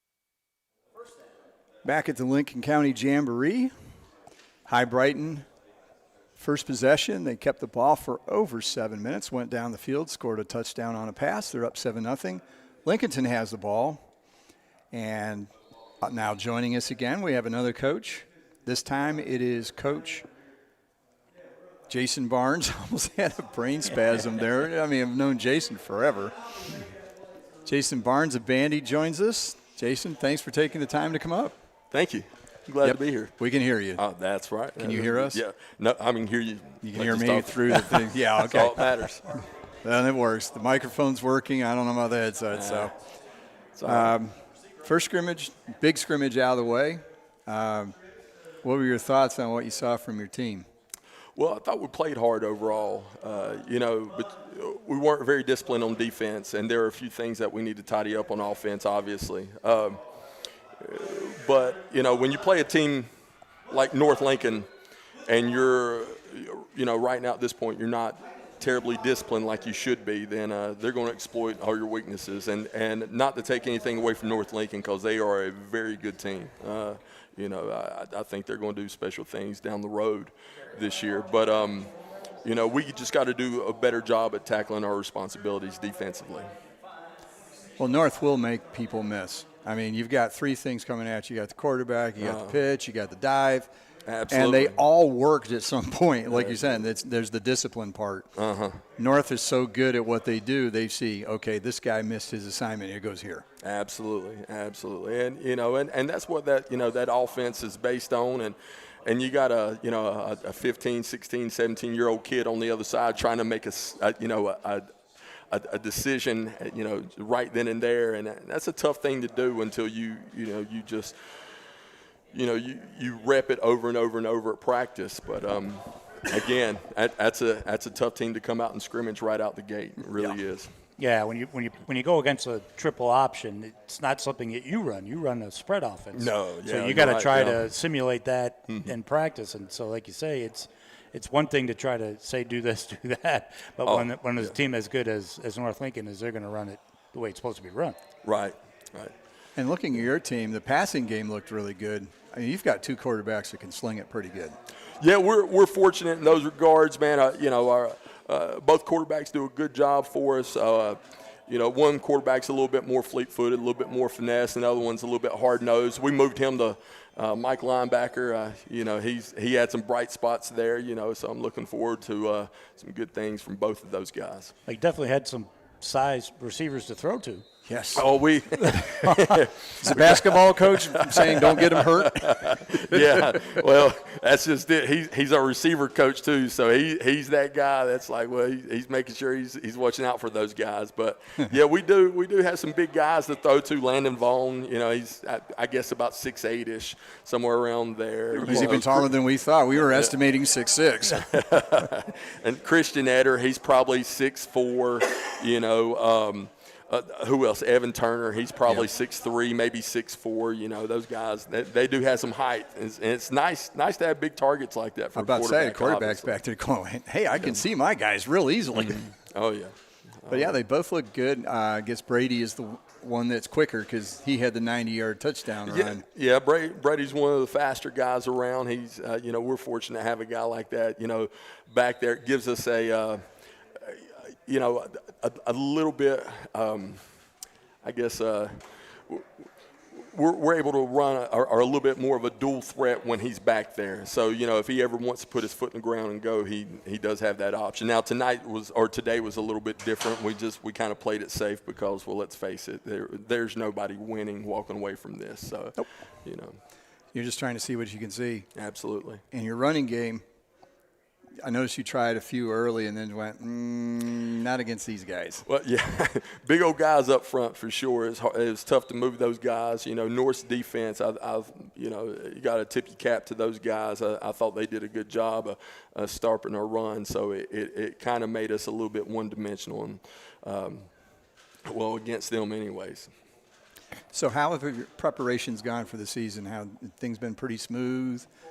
I mean, you ready to go for the first game? Well, And by the way, who do you have first game on? St. Stephen's. St. Stephen's. Okay. They're keeping it in the county. Yeah, St. Stephen's. They had a really good JV team last year. And I think they've got a chance to be really competitive this year. And I'm just hoping that we can get by them on the first game and get this thing rolling. Trying to remember, I think you usually stay in county pretty well. I think you got Ford. We do. That's right. See if you can keep them on the donut. And then we'll go South Caldwell after that. We'll step out of the county just for a second, And then it's conference. It's like boom. Here it comes. Yeah, and then we're rolling with it. Yeah. So, how much do you watch? Will you stay and watch like West Lincoln? I mean, you're watching Lincolnton right now. And by the way, they just fumbled the ball. High Brighton picked it up and scored. So. Lincolnton is down 13-0. The extra point was botched. So, okay, back to the question. Sorry. No, I'll see enough of these guys on film. I knew that guy can go. I think that was the little quarterback from last year on JV. R.J. Lynch. R.J. Lynch, yeah. R.J. just cranked one 80 yards. So. Oh, they got him he's listed special. as a He can do it. Man, they got listen. They say he's a freshman. Oh, what? Oh, that's the freshman. Oh, I thought it was the sophomore, or it might have been a sophomore from the JV team last year. I don't know what that kid's name is. He played quarterback. I'm sure he's not quarterback this year. Well, there's a quarterback, Rashard Lynch. Oh, probably. It's probably a brother. I'd imagine so. They very similar. We've talked to a few brothers when we call. Oh, we see that. You know, it's West Lincoln with the Sains and the. Oh yeah. The Ponders, and you go down the list. Well, no, your question earlier, I'll see enough of these guys on film. We'll study them, you know, because watching it here is fine, but, you know, they'll do things and you'll try to remember what they did, and you know, it's just you're never going to be able to recap it in your head like you can watching it over and over on film. And I'm sure these guys are doing the same thing with all their other future opponents, but no, right now my players are probably pretty mad at me because I'm not getting on the bus just yet. Well, appreciate you coming up. Good luck this season, and I think we've got them on our schedule, don't we? Yeah, somewhere. Yeah. Oh, the Lincolnton at Bandy's game. Oh, that'd be a fun We have one. some memories of that game. I got last some bad time. memories. But yeah, Coach blew out his knee trying to break up a fight. Oh man, that was a wild night. Yeah. Oh yeah, that has since long gone, man. We have a good time when we play each other right now, and you know, we laugh and joke about it. So it's good stuff. I look forward to playing those guys. That's a good coaching staff down there. I know they're going to have their players ready. Well, thanks for joining us, and apologize to the players on the bus for us. It was good having you here, and good luck in your season. Hey, I appreciate you. Thank you, guys. All right, thanks, Jason. That was Coach Jason Barnes of Bandy's. Appreciate him joining us on the broadcast.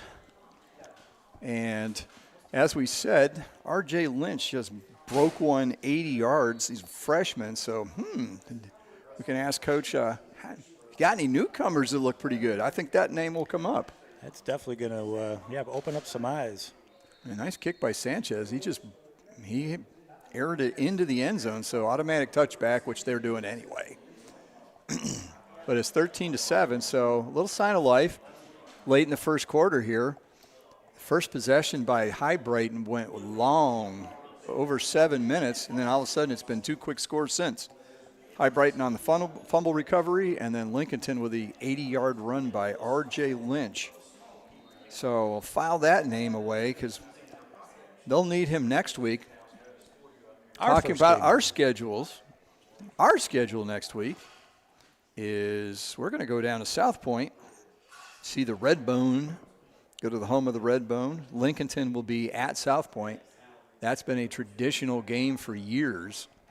I mean, that goes way back. Absolutely. Probably back to when Lincoln County might have only had one high school. Yeah, it might have been just Lincolnton. Belmont. Yeah, it been Belmont. Belmont High School rather than South Point. So. Yeah, because we've had some splits here, and then there was Rock Springs, I think, for a little bit over on the east end of the county. But then East Lincoln, if I remember correctly, it was the 67. I'm not sure when West Lincoln opened. But so appreciate the coaches taking the time. I think we just made the Bandy's team mad. We might be making some Lincolnton fans too, mad, because we haven't talked much about them. But that was kind of Lincolnton's sort of MO last year. They would get off to a little bit of a slow start, and then try to play catch up. They were a little bit better as the season went on, but they were playing a lot of players on both sides. You know, so but they were able to get into the playoffs again, finish 6-6 overall, 5-2, and then as we mentioned kind of early on that they ran into that tough Shelby team in the second round of the playoffs, and of course.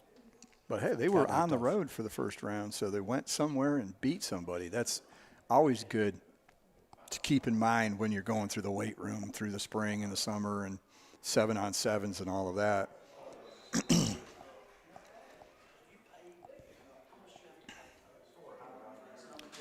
So an interesting thing we're seeing with Lincolnton that we haven't seen with anybody else is there's several players that have the padding on the helmet like you'll see in the college and the pro practices.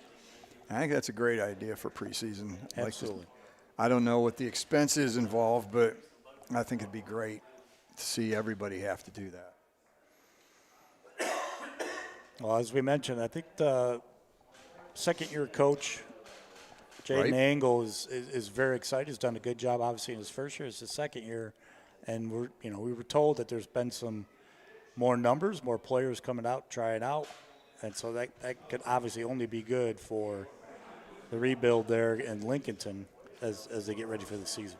Yeah, it's been kind of lean by their standards. This is a team that's won a couple state championships back in 2A, or the 90s with Goo was the big running back. Oh, God, I'm trying to remember his last name. Don't remember. They've had some good players go through here. I think Little John went up to NC State. So it'd be good to see Lincolnton get back to the way they were. It just makes the county so much stronger. I mean, this year, you're not going to have a bad team in this county this year. East Lincoln's good. North Lincoln's looking really good. Can we have 3 straight from the conference go 16-0, win a state championship? Hickory's still pretty loaded. They didn't have many seniors last year. Statesville always has the athletes.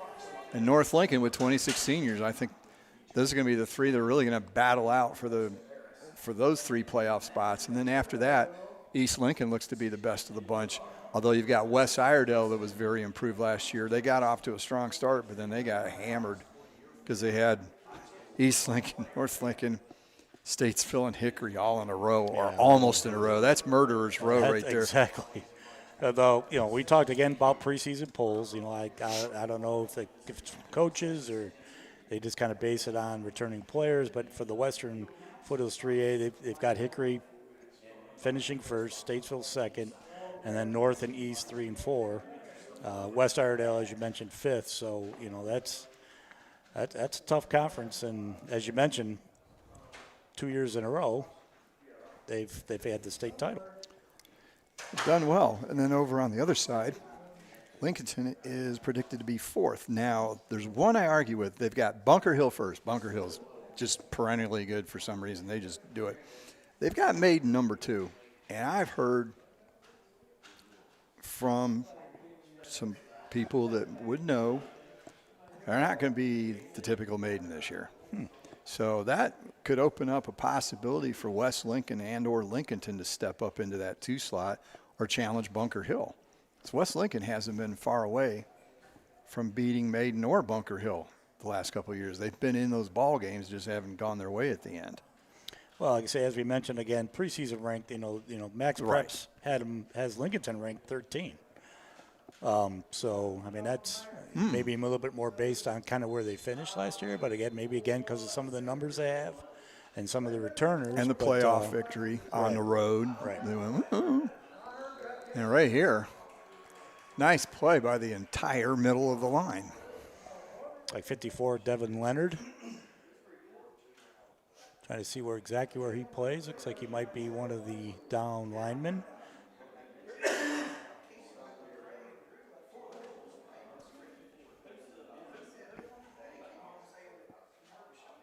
Looks like he's the right defensive end. Made the play on that last one. So we've got a pretty decent crowd because you got teams coming in, teams going out, fans coming and going when their team leaves. But not too bad a crowd here. High Brighton keeps, pitches, goes around the outside. Contain didn't go over there in time, so he's able to get close to a first down. And it is. Well, again, it's a little bit similar to the game we just had. You've got High Brighton who's running a little bit more of the option. Lincolnton, who offensively runs more of the spread. Again, this is something you really don't practice too much against. So it's very similar to that first game with North Lincoln and Bandy's. And that was just, discipline contained on the outside, crashed inside, tried to get the quarterback, and he was able to pitch it, get around the perimeter. And this is the same style High Brighton. They were in East Lincoln's playoff run. They were I think it was the first or the second round. I can't remember which. And, of course, East Lincoln had that defense from, you're going to be talking about forever. They were ridiculous. I think they gave up less than 10 points a game the entire season, including the state championship game and the whole playoff run. They gave up, I think, 156 points the whole year in a 16-game schedule. And they had so many people that were being recruited by college on that East Lincoln team. It was just unbelievable, that defense. Defense for the ages, it really was. And they just totally shut down High Brighton. It was never close. And that was when they had the high-flying act with the 1-2-3 combo. Me trying to recall names is never a good thing. Good keep by the High Brighton quarterback around the outside. He gets close to the first down. It's going to be a touch short. Jeez. I'm so bad with names. Unless it's right in front of me, I can see him 1, 2, 3, 4, and 5. Just an amazing combo. Chris Daly was number 2, I think. No, he was 30 that year. See, I'm all screwed up.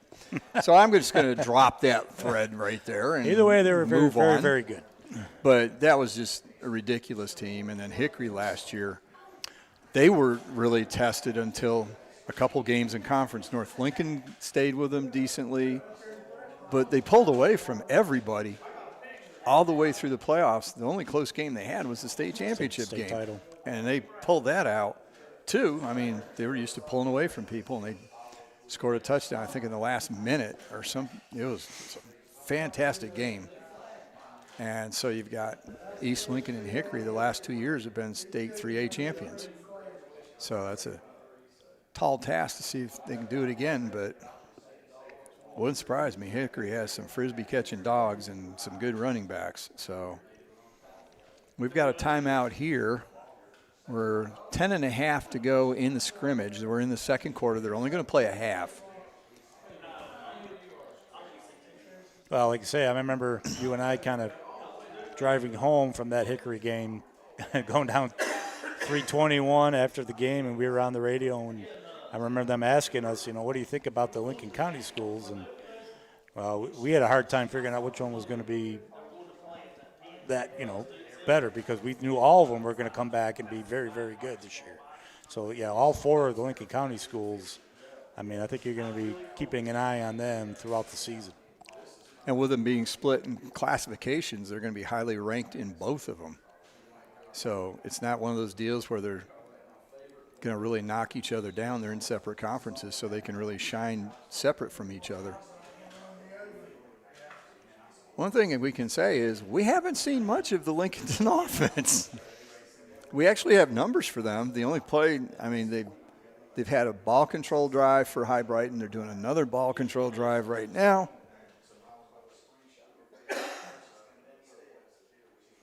Well, yeah, and they fumbled early in the one possession, and then R.J. Lynch goes 80 yards on the other. So we haven't really had much of a chance to see them on the field, even with the coaches' interviews. A lot of times it's like, sometimes like the pro preseason, like they're not going to game plan that much. They're going to go out there and just try to do their thing, especially on the offensive side, because a lot of times the defense usually is a little bit ahead of the offense because, timing situations and things. Right. So they're just, they're coming out here, line them up, and finally get to hit somebody else other than, your own team.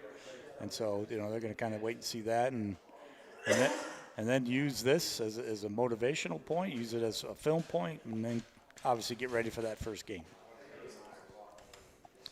So High Brighton has the ball just inside the 20, 2nd and 5, 9 minutes to go, up 13-7. Keep again. This time there's a pitch to number 0, and he does not get 0 yards, but he gets 6 points. Goes around the left side, punches it in the end zone. So another touchdown for High Brighton. And again, score is irrelevant. Coaches are trying this, that, and the other, different combinations. Like we said earlier, not only are the coaches substituting, the officials are switching in and out because they're trying to get everybody into game shape and doing things right. Well, like you say, I know they're not game planning, as we mentioned, but Lincolnton needs to be a little bit better on the outside, discipline-wise, covering that perimeter because, you know, the short time that we've been able to kind of pay attention without talking to coaches is seeing how that they're covering that perimeter, and they're just biting down hard on that fullback dive, and, and then trying to, you know, but by that time they're outnumbered on the perimeter. Well, High Brighton certainly got a good kicker. He put it over the net, up on the roof. It was at the peak. I think there was a big question which side it was going to roll down, but it came down on this side. The backside's just, there's teams warming up, so it's not a big deal. They can still get the ball back. It was just funny to watch. I was like, which side of the roof is it going to go down? So 20-7 now, 8:50 to go. We're going to take a timeout here, and we'll be back with more of the Lincoln County Football Jamboree on KTC Broadcasting. You can book your tee times online at the Glen Oaks Golf Course in Maiden. Just go online at glenoaksgolf.com. Pick out your tee time and book it. Check out their pro shop, snack bar, driving range, and banquet hall. And memberships are available. For more information, call 828-428-2451. Or again, go online at glenoaksgolf.com and like them on Facebook too.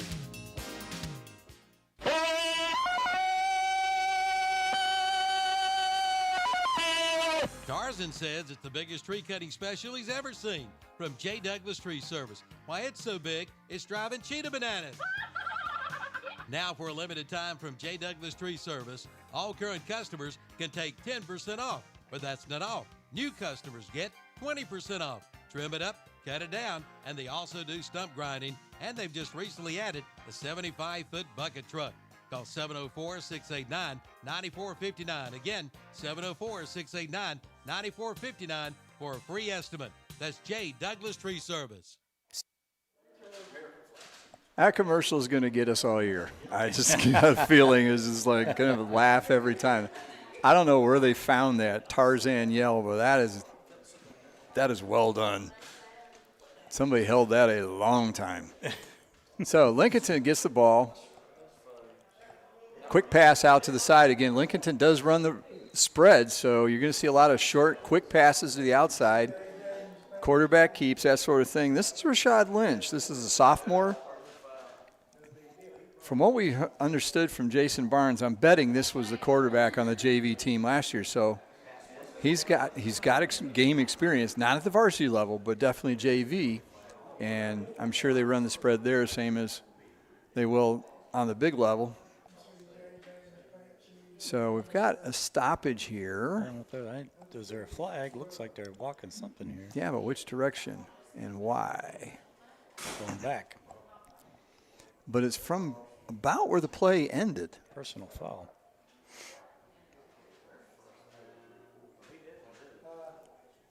Two more yards if they're going to do half the distance. And that's exactly what it is. Foul is at the 25-yard line, and they're pushed back to the 12.5. So the catch counts, but then the penalty's tacked on. They lose 12, 13 yards, depending if you want to round off. Quick pass to the outside. Lynch does get rid of it quick. Carried by Trashad Lineberger on the outside, made the catch. A bit of a loaf of bread handling there. That's kind of dangerous when you're inside your own 20-yard line. Yeah, that's dangerous anywhere. It's true, but it looked like he would, it'd probably be best for him to get that thing outside. It looked like he was pretty quick, but, you want to get up away from the defenders, not go back to where they're coming from. You expect some speed with Lincolnton teams. That's what they've had in spades in the past. So it's not a surprise. Lynch back, throws long downfield. He's got a receiver. Catch is made by Antonio Wilson. We called that name a lot last year. Antonio shows he hasn't lost a step. May have gained one or two. Bigger, faster. They show him at 5'11", 171. Well, like I say, we talk about Rashad Lynch as a sophomore. That was a very well thrown it was laid in there perfect. He was just behind the defenders, and it came right down to him, no problem. And we got R.J. Lynch jitterbugging, gets down the left sideline. He gets out of bounds. Now, the problem is there was a penalty right where Lynch got loose. They're saying a block in the back? Or is that illegal use hands? Block in the back. Yeah, more likely. See, preseason for me, I got to get my penalties straight. Especially if we do a Forest View game again, we'll probably see all kinds of stuff. Again, but, you know, I guess are they brothers, Lynch and Lynch? I would imagine. Yeah, I mean, you say you got both of them in the backfield. They can move. I don't remember them from track season. They should be out there. The speed I'm seeing, get them in the sprints. Shoot, maybe we can get a 4x100 team that can go to the Olympics and not screw up. Let's make sure they know how to pass the baton. That's what I mean. Not that the U.S. has had a problem with that in the last 20 years. Lynch back to pass, good protection. He pulls it down, slides forward, gets out to the 47-yard line, so he's back to the original line of scrimmage. It will be 2nd and 10.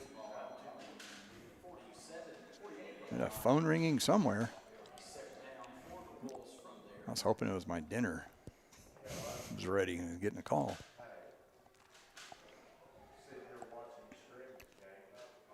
So more of a traditional spread here. 4 wide receivers, 1 back. That's R.J. Lynch. He keeps it around the corner.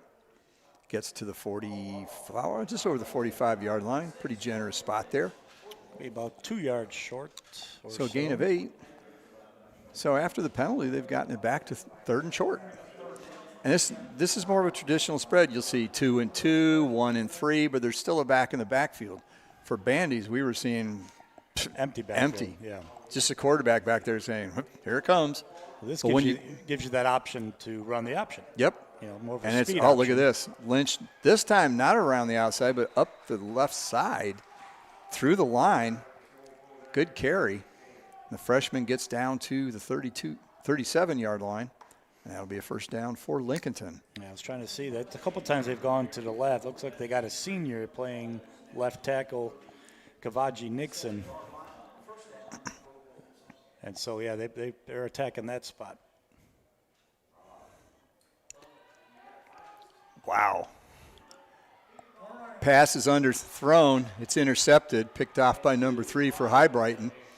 He had a guy open. He underthrew it, and he's still going. Coming back over here. Got tackled by his own man. Yeah, pretty much. Ran into his number 26.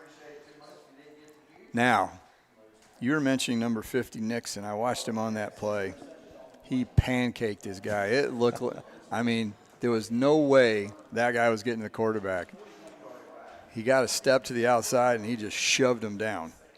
And that was that. I mean, it looked like something from The Blind Side. It was that like, would be The Blind Side. Stay down.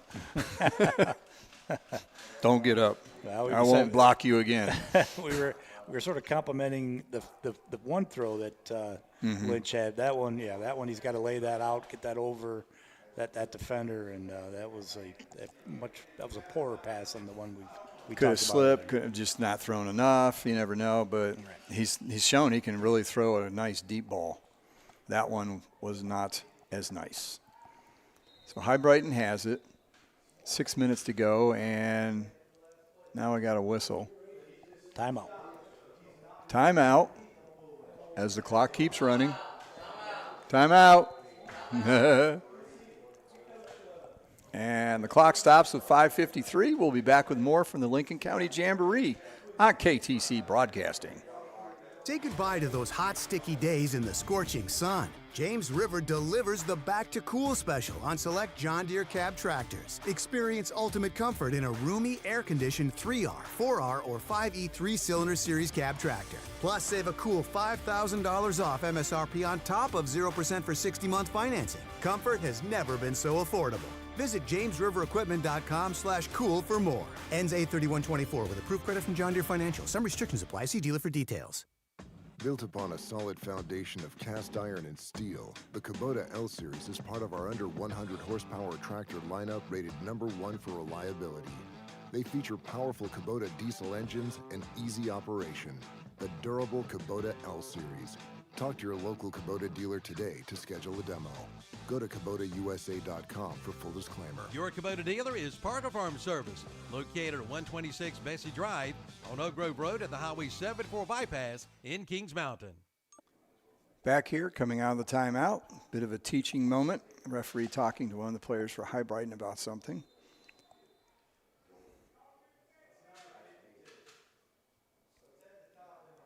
Line up, pass. Oh, and the player that was being talked to was wide open. DB looked like he bid on an inside run for some reason because it never, I'm not sure why, because it didn't look like a run at any point. There was no fake in the backfield. Yeah, it was almost a little bit like North Lincoln. They just caught them completely by surprise. Lucky it was overthrown because that was 6. So, again, we're in the second scrimmage here. Next up will be East Lincoln against Northwest Cabarrus. I don't think Northwest Cabarrus will like having me in the house. Did a playoff game in the 3A state basketball last year down at Kings Mountain. I don't think the Kings Mountain people want to see me. I've been there twice now, and they've gotten beat at home both times. They lost in basketball last year to Northwest Cabarrus, and then, of course, they were a victim of East Lincoln in the state quarterfinal game, which was just, there were jaws on the ground everywhere at that game because East jumped out to like a 39-10 lead at halftime. They just shocked everybody. It was fun watching the Kings Mountain broadcasters. This is like, oh, what's going on here? They had no idea. Nice play there. High Brighton back to pass, and R.J. Lynch shows that he can cover too. Came ripping up. Didn't go through the guy. Got his hand out in front, made the play, knocked the pass down. Looks like we may have a punt. Can we have, again, we have modified rules well, here. Maybe, unless he's the punter. Because 18, I don't know if he's been in at quarterback for High Brighton. That'd be 19. But they're going to line up in punt formation. Now, we don't have a roster, so we are just giving numbers for High Brighton.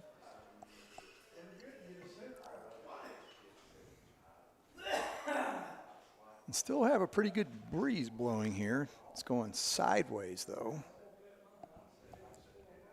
So a little practice punting and practice catching, and that's it. It's kind of like the NFL. We're not sure what their rules are. And here we at least know that there's not going to be any rushing or run backs. So I'll take a quick peek. It's off in the distance. It's getting a little dark up to the north of the stadium here. We pull up the radar, and we look pretty good. It's a good thing we aren't up around Asheville, though. Ooh. As there is a big line of storms there. I think we should be okay to get the next 2 scrimmages in. Again, the next one is going to be East Lincoln and Northwest Cabarrus, and then the last one will be the host team, West Lincoln, taking on Thomas Jefferson Academy. So that's the schedule for tonight. 7:30 for the next one, 8:30 approximately for the last. Looks like we got a different quarterback for Lincolnton. Carson Cloninger is a little taller, and he hands off to R.J. Lynch, and boy, he's going to be fun to watch this year from the looks of things. Just slashes over the left side. They get a nice hole for him. He gets it out to the 29. First down, move the sticks. Don't forget, high school football on KTC Broadcasting in Lincoln County. Brought to you by West End Sales. Go to westend.com for more information. We appreciate them sponsoring our coverage. Again, another long pass. Cloninger throws a nice spiral as well. Deep out pattern, just out of the reach of Antonio Wilson. Might have been just a bit out of bounds, too. Yeah, very close. Like I said, I think he was kind of rolling out that way. His momentum maybe pushed it a little bit further right than he wanted. But, yeah, good throw. Good play to get out of the pocket. And they might have had an option to run, too, if he needed it. Hunter Hauser comes off the field here. He's limping a little bit. Nothing major, but another handoff to Lynch. Goes around the right side. This time, there's enough High Brighton people up there to corral him. And he's taken down for a loss.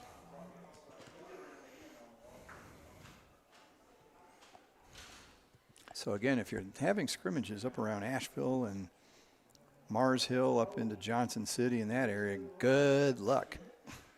That's some nasty looking radar. But it looks like we'll be okay here. Just east of Asheville, around Old Fort and Marion's about as close as anything is.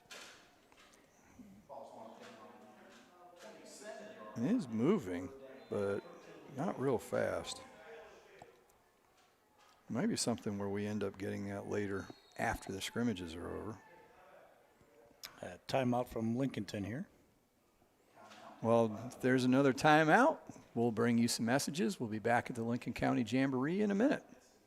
Rhodes & Bill Oil Company in Lincoln has been serving the Piedmont of North and South Carolina since 1919. Sure, they deliver to your home with home heating oils. They'll help keep you warm, but they do a whole lot more. They feature bulk fuel delivery, on-site and commercial fueling, backup generator fueling, and farm and agricultural fueling. For home or business or farms, call on Rhodes & Bill Oil Company in Lincoln, 704-735-2508. Online at rhodesandbill.com, located at 1404 East Main Street in Lincoln. Like them on Facebook, too.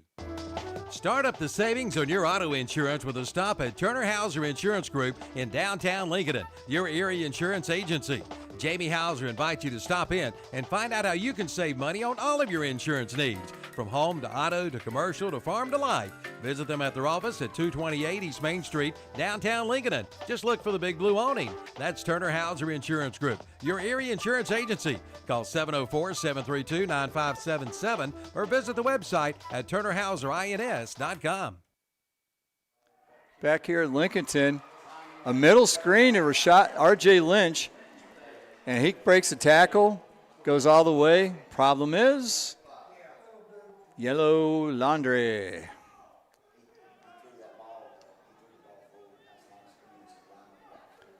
Yeah, it might be ineligible downfield. Yeah, they tried to draw him in far enough, but the linemen kept going. By the time it was thrown, they're going to pick it up. And they're going to take. So that's going to be a 73-yard screen pass for a touchdown. R.J. Lynch with two bombs of plays, 73 and 80 now. And this young man is going to be somebody to watch. Goo Wyatt. That was the name of the running back in the 90s for Lincolnton when they won a couple state championships. Goo Wyatt wore number 7 and just drove people nuts. And this young man has a lot of the same characters. You get him out on the corner and forget it. Okay. Finally, the brain pan kicked into gear. Only took, 30 minutes? 40? Dominic Sanchez for the extra. Tell you what, going off to the soccer teams and getting kickers is a good deal. To improve the quality of kicking, it's not the straight-on Lou Groza stuff. So with 3:47 to go in the scrimmage, this one's a tight one, 20-14. Lincolnton within a touchdown. Problem is they got to get the ball back from High Brighton, and High Brighton can eat clock with the best of them. Yeah, like you say, we kind of talked about Lincolnton from last year. It was the defensive side that they just got to shore up. And at the moment, it looked like that's quite where they need it to be yet. But offensively, they're obviously pretty much the same. A lot of athletes, get them to the perimeter, outrun them. You got two quarterbacks who can sling it, and one of them, Lynch, is almost as good a runner as his brother. They both, Cloninger and Lynch, both throw a nice tight spiral, throw some nice-looking passes. So the question would be, last year, Boss got them out of some situations. This year, if that's not necessary, then they're really going to be able to execute the offense the way it should be. And, of course, if it's both Lynches, then you've got one freshman and one sophomore. So they're going to be around for a couple future years. Looks bright. Well, you know what? That cloud cover up around Asheville in that area is a good thing. We don't have the sun in our eyes, which if you're at a Lincoln County football game and you're on the home side, you're going to be staring into the sun. That's just how it is. Nice kickoff by Sanchez. It rolls into the end zone. That would be an automatic touchback anyway, and that's how they're going to play it. So they've got new lights here at West Lincoln. We'll probably see them here shortly. with the cloud cover, it's getting a little darker. And it is 7:30. I think sunset's like 8:15 now. I know how long I can hit golf balls at night over on the range. Well, I'm back to work, so I'm usually sitting down and getting ready to go to bed. Man, you sound like an old man. I'm the old man here. Well, like everybody else, it's got to get back in the swing. Yeah, Monday is happy not going back to work day for me. Gaston College has their first day of classes Monday, and I won't be there. Not that I didn't like Gaston College. It was a lot of fun, but it's just, I'm old. I need to retire. So there we go. Official old man status. What do I want to do today? You're eating dinner at about 4:30, is that what you're saying? Oh, not quite. 5:30. Early bird special. 4:30 Central Time. Close enough. It's really early if you're in the mountains in Denver. Yeah, you get the discount. You get to eat at 4:30. That's too early. Handoff up the middle. Nothing doing there. They've been good in the interior, just like North Lincoln was. You weren't doing anything in the interior against North. You're not doing it against Lincolnton either. You've got 54, which is Devin Leonard. He's right. He appears to be a defensive tackle. Who's on the nose? It's like another 50 number. Can't see it from the side. Yeah, he needs to turn a little bit so we can see it better.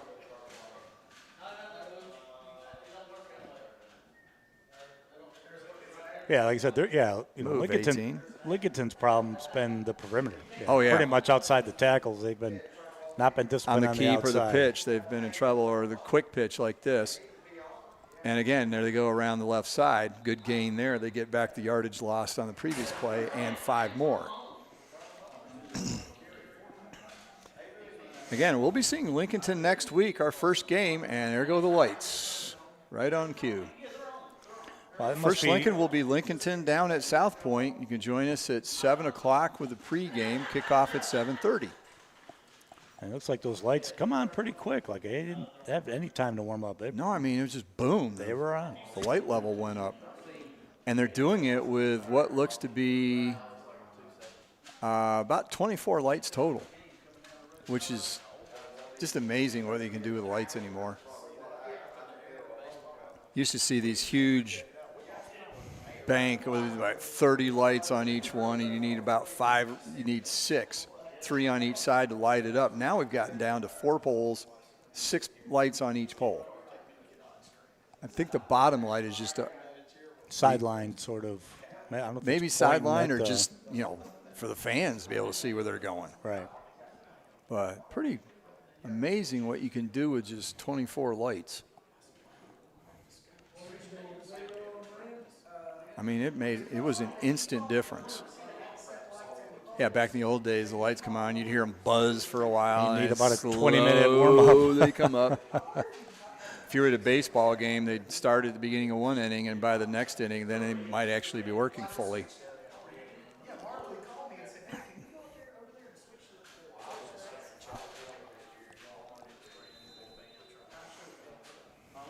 So High Brighton has the ball, 3rd and 5. 40, near the 40. Quick pitch to the outside. Good pursuit here and a tackle from behind. Got his ankles, J.J. Mayfield. Nice pursuit. Came all the way from behind the play, ran it down, and got Mosley. Hey, there's a name on a uniform. There's somebody named Mosley wearing number 3 for High Brighton, and that's all I can give you. Number 3 and number 3. But yes, looks like J.J. Mayfield playing on one of the linebacker positions. 6'2", 195. A sophomore. They've got some young talent here on Lincolnton. Like he's playing the middle. They're going to be better this year, but their future is bright. You've got 2 sophomores we've called out a lot. You got R.J., the freshman running back, who's been amazing. Nice spiral punt here.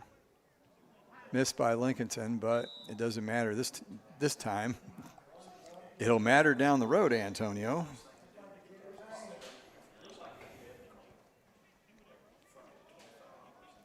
So we're down to 59 seconds, 1 minute to go.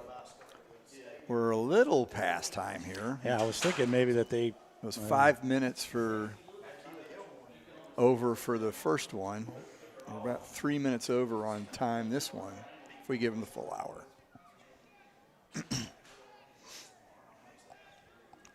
So again, we're hoping to speak with Coach Engel after he gets done with his team. They don't have to go too far, though, when they leave, unlike Bandy's. Oh, yeah, there's no good way. Oh, overthrows receiver, and that's hard to do with somebody as tall as Gage Eichert. Eichert is 6'3", and he missed him a pretty large margin.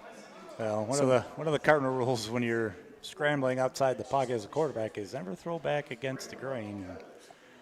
That's and never throw back against the grain about 12 feet in the air. Because Eichert's just standing there. I can't get that. I can't jump and get that. So Cloninger with the interception, and that should seal it here. I imagine High Brighton's just going to say, 46 seconds left. The heck with it.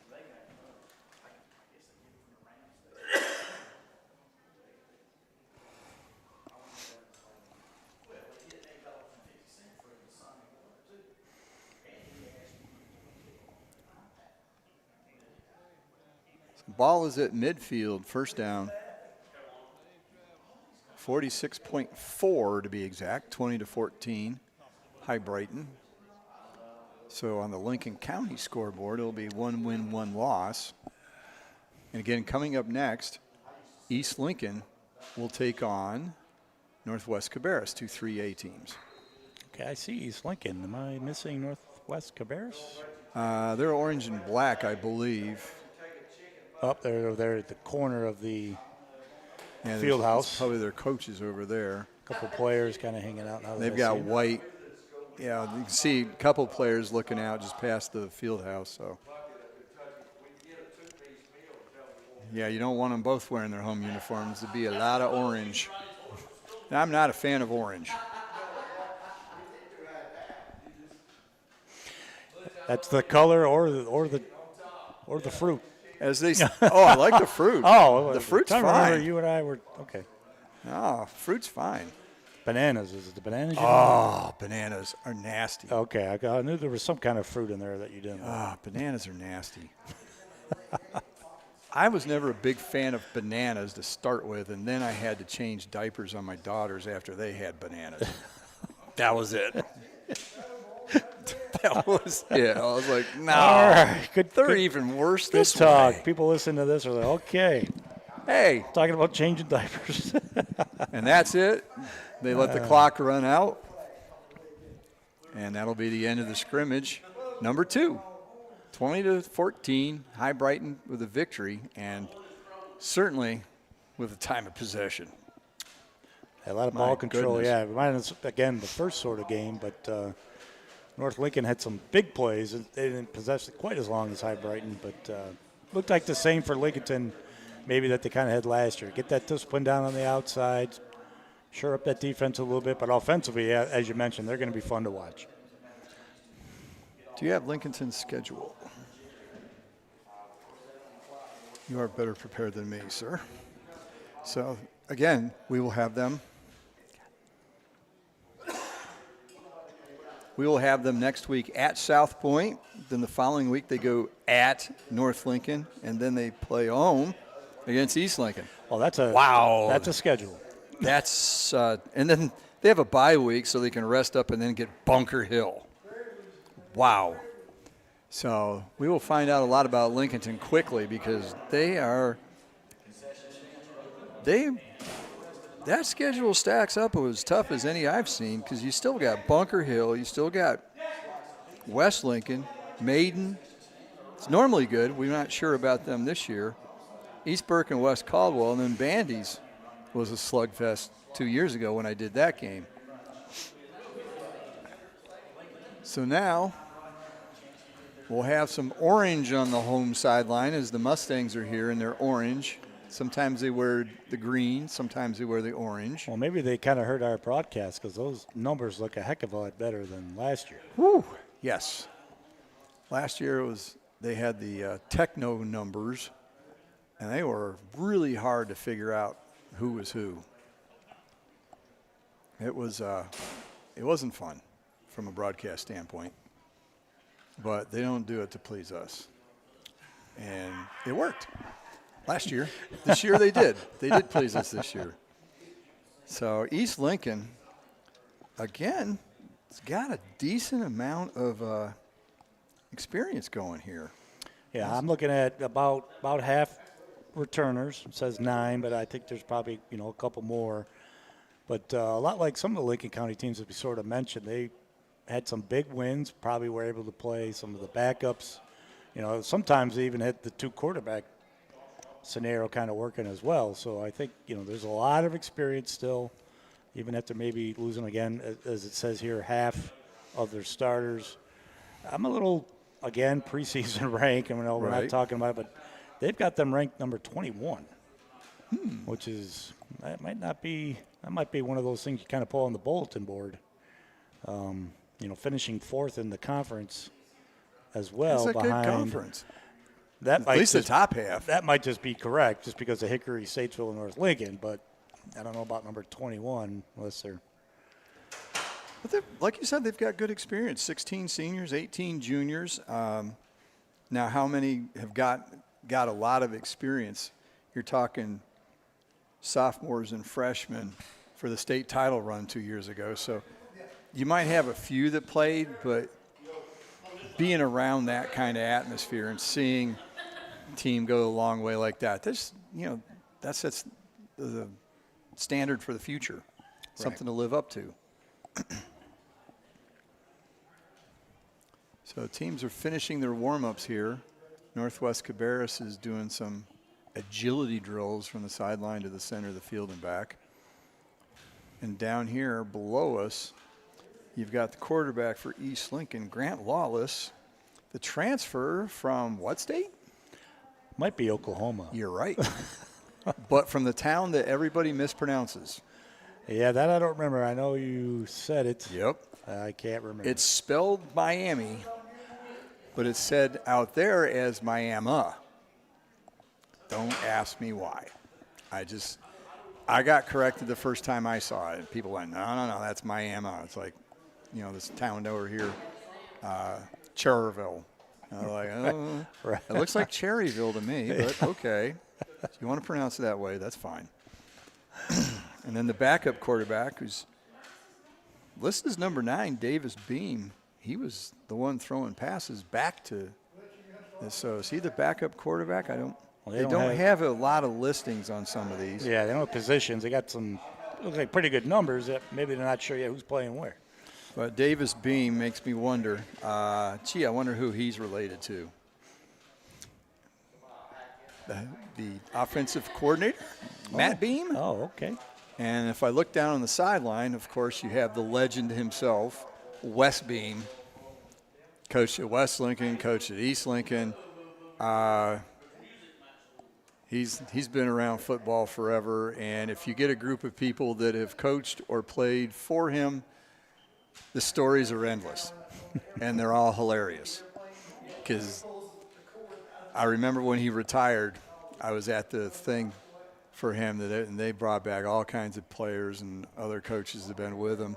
And somebody asked the room, how many people in this room have been cussed out by Coach Beam? And every hand went up. And Wes just starts laughing. It's like, yeah, I probably did. He's a legend. He's great. He even gave me crap when I was a softball coach at East Lincoln. I was laying out the field, and he goes, "Oh, you're doing this all wrong." It's like, thanks, Coach. I've done this before. Well, it looks like Davis Beam, yeah, listed as a sophomore. Well, we're seeing he throws a pretty darn good ball. Yeah. On time, good spiral. I was wondering who was going to be the backup quarterback because I went and looked last year. There was a quarterback battle in preseason between Grant Lawless and Hunter Bowling. And he is nowhere to be found on the roster. Now, I know we don't have NIL and the transfer portal at the high school level. Not yet. Not yet. Yeah, that'd be scary if that happened. Oh, good Lord. But I don't see him listed on the roster. And so far, I haven't seen him on any other rosters around the area. I checked Maiden because the quarterback graduated, and I wonder if he had gone there. They have 2 players listed on the roster on Max Preps. So that was no good. So I'd be curious. Yeah, Coach Lubowitz is slated to come up here during the 4th scrimmage after he's done here. And just ask him off here where Hunter went to. I'm just curious. You know, Lawless is obviously the number 1 man now. And, kids want to play. Well, I'd say Lawless only being a junior. I think Bowling was the same grade, was he not? Junior as well? Or was he going to be a senior? I think they were. No, he was I thought the junior. They were the same I grade. thought he was the junior and Lawless was the sophomore. Okay. So he's got 1 year left somewhere.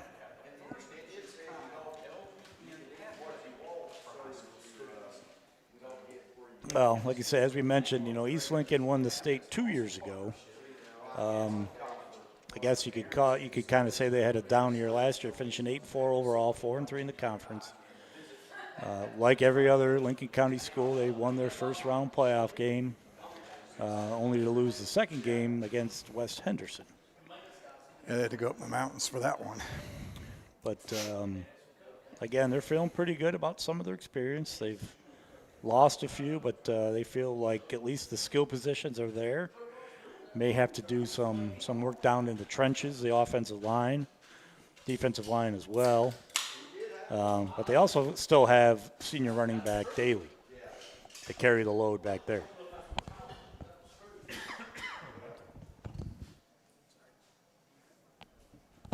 No problem. Finally had to turn your mic down for once. I apologize to anybody that's heard me hacking and coughing. You're on the mend, but I'm trying. You're getting there. The problem, I was doing pretty good for 2 weeks after the surgery, and then I've had this cough develop, and it's day 44 of it. Not that I'm counting, and I am. It's just so annoying. I'm good for stretches, and then other times it's like, forget it. Like just then. All right, so East Lincoln will get the ball first. I guess they're alternating who gets the ball first. Home away, or something like that. Maybe they flipped a coin. Well, like I say, I'm glad that they're not that it matters. Kickoffs and punts are important, but they are, but boy, you get right some injuries on those. We can't take call-ins, but if anybody has figured out the NFL kickoff rules this year, please let us know. I haven't watched, but everything I've seen online is people just going, I don't get it. I haven't watched any games myself. Hopefully they'll maybe watch one tomorrow night, 7 o'clock, NFL Network, as we know who's playing. I know who's playing. The Bills? That's true. Who are they playing? Steelers. Got the Steelers. Bills and the Steelers. Oh, who was? Russell Wilson. Right. He went to Justin Field. They're trying to decide who, and looks like they're starting 2 retreads. Yeah. One younger than the other, but a retread. Chris Daly. This is something we've seen before. Daly up the middle, breaks it to the outside across the 30, shoved out of bounds at 35, gain of 15. We've been saying that for 3 years now. You missed the first year when it was the state title run, but a healthy Chris Daly makes this offense really go because he's the threat to run it, and they've got a bunch of very talented wide receivers, but some new ones. You look at number 5 and you're thinking Jalen Roseborough. It's not. He's gone. It's Jaden Fletcher-McLean. Wallace, quick throw to him, low. Good coverage. He had to throw that low. And if he had thrown that anything above the waist, it would have been knocked down or intercepted. Who else do we have out there? Number 1 is now TJ Griffin. 14 is Jackson Beam. He's the slot receiver. That has not changed. And number 4, L.J. Forney, he's back from last year. Beam with a quick catch, but good coverage by Jaden Hanna. Hey, I think we've got a roster here. Okay, both sides of the ball. That's yeah, good. What are we going to do? We can actually say names all night. Yeah.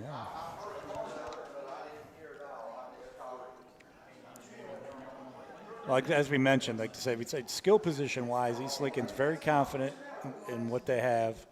Again, we'll try to keep an eye on that front, see how well they can protect Lawless and open up holes for Daly.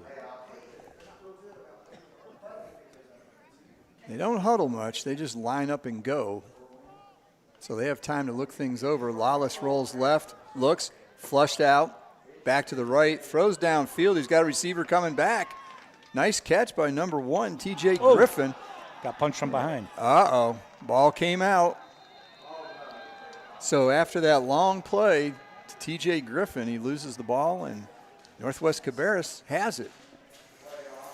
As you mentioned, it was a great comeback there by T.J. Griffin coming back way to down that the throw. field. But as soon as he turned, one of the linebackers coming back to make the tackle just punched it straight out from behind. And Northwest Cabarrus was able to recover.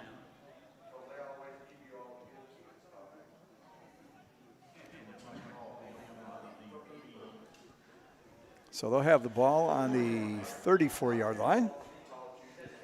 Again, it was about a 30, 35-yard pass. And that was with it coming way back. So he was way down the field, but good awareness. Quarterback scrambling, come back to him. So give that to TJ, but then it was like, please hang on to the ball, TJ. Yeah, tuck that elbow in. They always say 3 points, elbow in, hand around the end of the football, high and tight. That's not just a haircut for Marines. Oh, no. Who's the guy on ESPN? Smith. Oh, Stephen A? No, not Stephen A. What am I thinking of? He does college football. Oh, Marty somebody. Me and names. It'll come. Hang on, folks. Marty In Smith. 30 I minutes. think it's Marty Smith. Is it? Okay.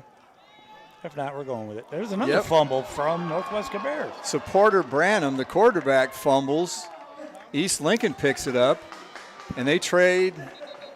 It's number 24, Messiah Thompson. Delivers. Sophomore, so that's good news. Picks up the fumble, streaks down the left sideline, and gets it all the way to the 13-yard line. Well, it's like it never happened.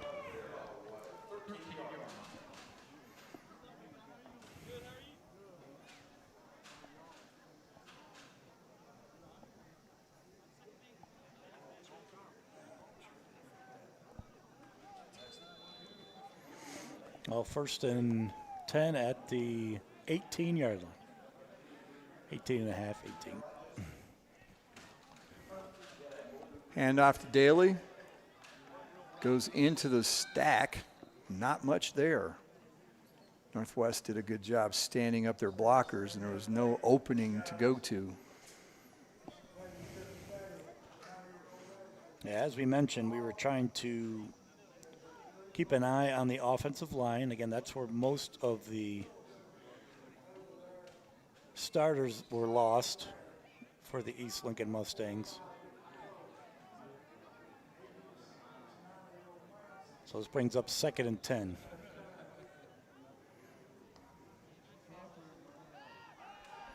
Little sidearm pass, touchdown to number 4, L.J. Forney. Quick release there from quarterback Grant Lawless, and East Lincoln is in the end zone.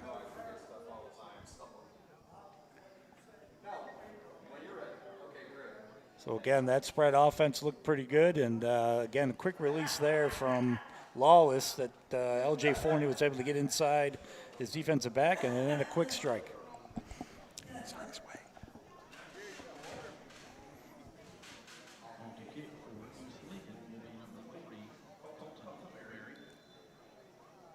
So a touchdown for East Lincoln. They get on the board. On to kick is number 40, Colton Huckleberry. And that one is wide to the right. Don't say that too loud. Bills fans. Just something right up my spine. Yeah. Does Scott Norwood ring a bell? Now, see, there's a name I pull out. When it's to harass you, they come right to me. I'm so happy for that. I'm sure you are. No grief being given here. Just a couple Western New York guys getting after each other. And if you haven't seen the news coverage, Tropical Storm Debbie did a number up in Western New York. I did see some of the southern tier, yeah. Yeah, our back up our way. Hand off to number 18, Michael Hobbs. And he carries it around the left side. Not much there. Well, I think we did call as well on the defensive side at least one defensive lineman for East Lincoln. That would be Jalen Abernathy. Was able to get out on the perimeter and make that tackle. I think we've called that number many times last year. Yes, we did. He's taking over, trying to take over for, oh my goodness. Look at the size of number 90 on the sideline, Chris Wilson. That is a big young man. Quick pass out here, caught by number 2, Henry Forrest. Short gain, gets maybe 5 yards, but that'll be 3rd down and 5. Clock rolling. Not much a lot has happened already. 8:48 to go, still in the first quarter of 2 quarters that they'll do in the scrimmage here. Yeah, we've had 2 fumbles. Back-to-back plays. Back-to-back, and then we've had a quick strike from Lawless to L.J. Forney. Handoff up the middle. That's not going to be enough for the first down. Carried by number 18, Hobbs again. And that'll bring out somebody to punt for Northwest Cabarrus. And your guess is as good as mine because there isn't a K on anybody here on the roster we have.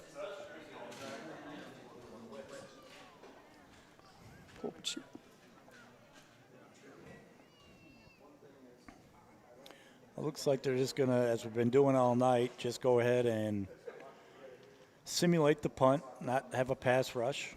Pretty much fair catch. End over end. Fair caught at about the 43 of East Lincoln. So technically East Lincoln will take over for their 3rd possession as we're about halfway through this first quarter with East Lincoln up 6-0. And now at this time, we're pleased to bring on the coach of the Lincolnton Wolves, Jaden Angle. Jaden, thanks for joining us. Thank you for having me. There we go. Turn the button up, dummy. It's preseason for us too. We'll get this straight away by next week. Whole new contraption, like I don't even know. Yeah, this is a new setup for us. So we've actually got a crowd mic. We've got an extra mic for the coaches. Doing a great job. Well, thank you. Appreciate that. My goodness. We sure like R.J. Lynch. I'm sure you do too. Yeah, he's special. It's good to have. You know, I got a lot of great guys out there, but yeah, he's a special cat and at a young age, and so obviously he's got some growth. But man, he's a football player, so we're excited to have him. That Lynch family getting it done for you. Sometimes quarterback and freshman and wide sophomore receiver too, and so you're gonna young. That's it. Yeah, for a couple of years. Yep, quarterback's a sophomore, and then of course RJ running back, corner. So it plays a little bit everywhere.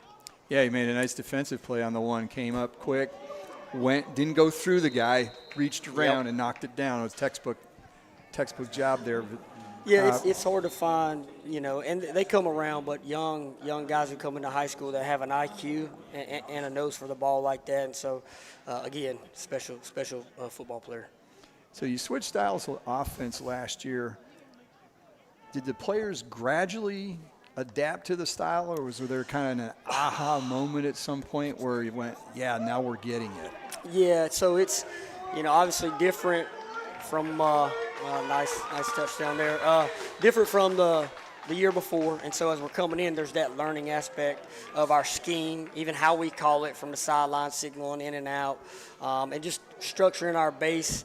So it took some time, and I think our season last year is telltale of that as we picked up. I mean, we look back, midway through the season, and we wish we were running some of our counters the same way we were, against South Point.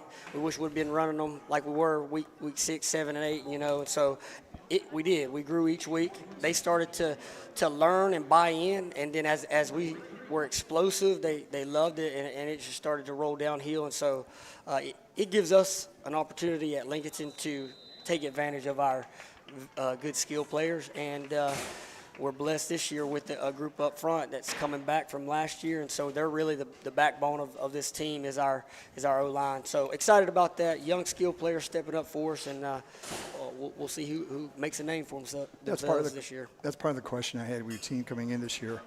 You had Andre Boss at quarterback last year. I mean, incredible. Yep. He turned garbage into gold yeah. at times. Yeah. Oh, He'd be 25 yards behind the play, and all of a sudden he's gone for a gain of 50. It was just amazing stuff, and the line was part of the issue. Now you don't have Boss, but now you have the line, and the quarterbacks seem to have a good amount of time to do what they need to do, and both of them throw a really nice ball. Yep. So, yeah, it's definitely exciting, and of course we're just hitting on Andre, man. I love Andre. He's another one of those guys that just make plays, like you said. He makes something out of nothing, and he got us out of some holes. He got us out of some mistakes and mishaps up front just by his pure ability to get away and be elusive. So we have, this year. Traylon, who you didn't see, Traylon Boss is my senior running back who's out this week, but he'll be coming back next week. And so he's dynamic, too, with speed. And so it's going to be fun working RJ and Traylon in and just getting them the ball because those guys need the ball in their hands. Yeah, we kind of, we've been, looking at some things, and, we covered you a couple times last year. And again, being a new coach and, having a different kind of scheme, some of your starts, your first halves were a little bit slow. Yeah. And then, but it was, like you say, it matched your season because you started off a little bit slow, win-loss-wise, but then towards the end of the season started picking it back up. Yeah.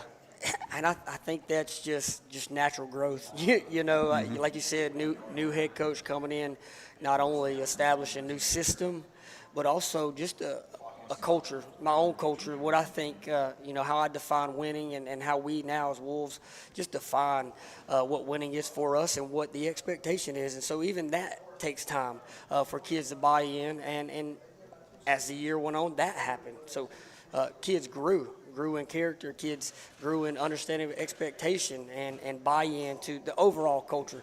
And you can't skip steps in that, and it takes that time. And so we saw that going in to the playoffs and then even running into a tough Shelby team to end the year. But there was a fight. There was this sense of we're taking pride every opportunity we have out here, and we believe in our system at Lincoln, and we believe in whatever it's called. And so that showed on the football field. And as we've been in the off season, we turned over a lot of skill players from last year. I had a handful of great guys, but we got some new ones stepping up.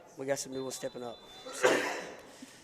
And like you say, you averaged 30 points on the offensive side of the ball. A little bit of an issue is you gave up 27 points. Oh, absolutely, absolutely. We went into the offseason, and defense last year took a nosedive, I would say. A couple games we adjusted and fixed that. I had some things I was doing different that I hadn't done in the past. I was defensive coordinator there before I became head coach, and I tried some different things.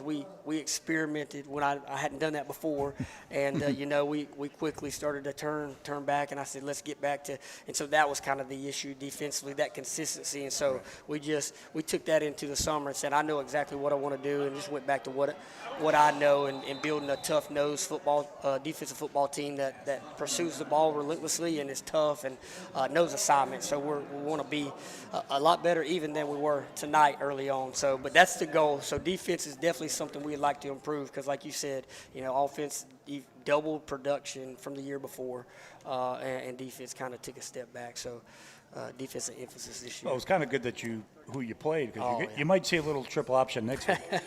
Yeah, that was on purpose. I'm glad Coach Mackey was able to work it out when I called him. I really wanted to, and a great program. High Brighton, historic program, and they run the triple pretty well. So we wanted to give our guys a look to get ready for South Point and North Lincoln. So we get to see it not only this week but the next 2 weeks. Right, and like I said, we've been talking to coaches. As a former coach, spent a few years for myself.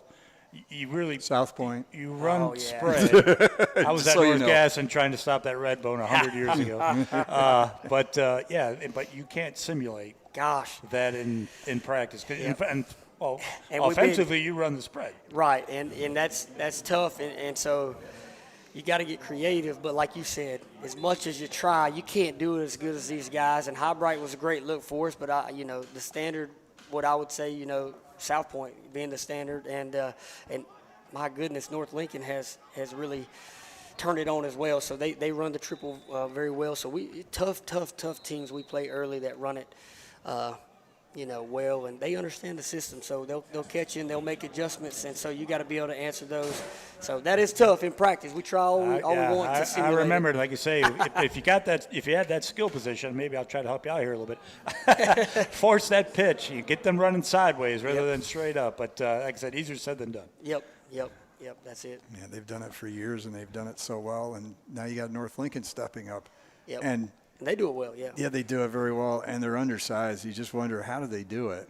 But they do it so well. It's just second nature to them, and it's just like South Point. I'm sure it's second nature to them as well. Yeah, a lot of respect for those teams, a lot of respect. So we know your strength is skills, and your defense in the middle seems to be very stout.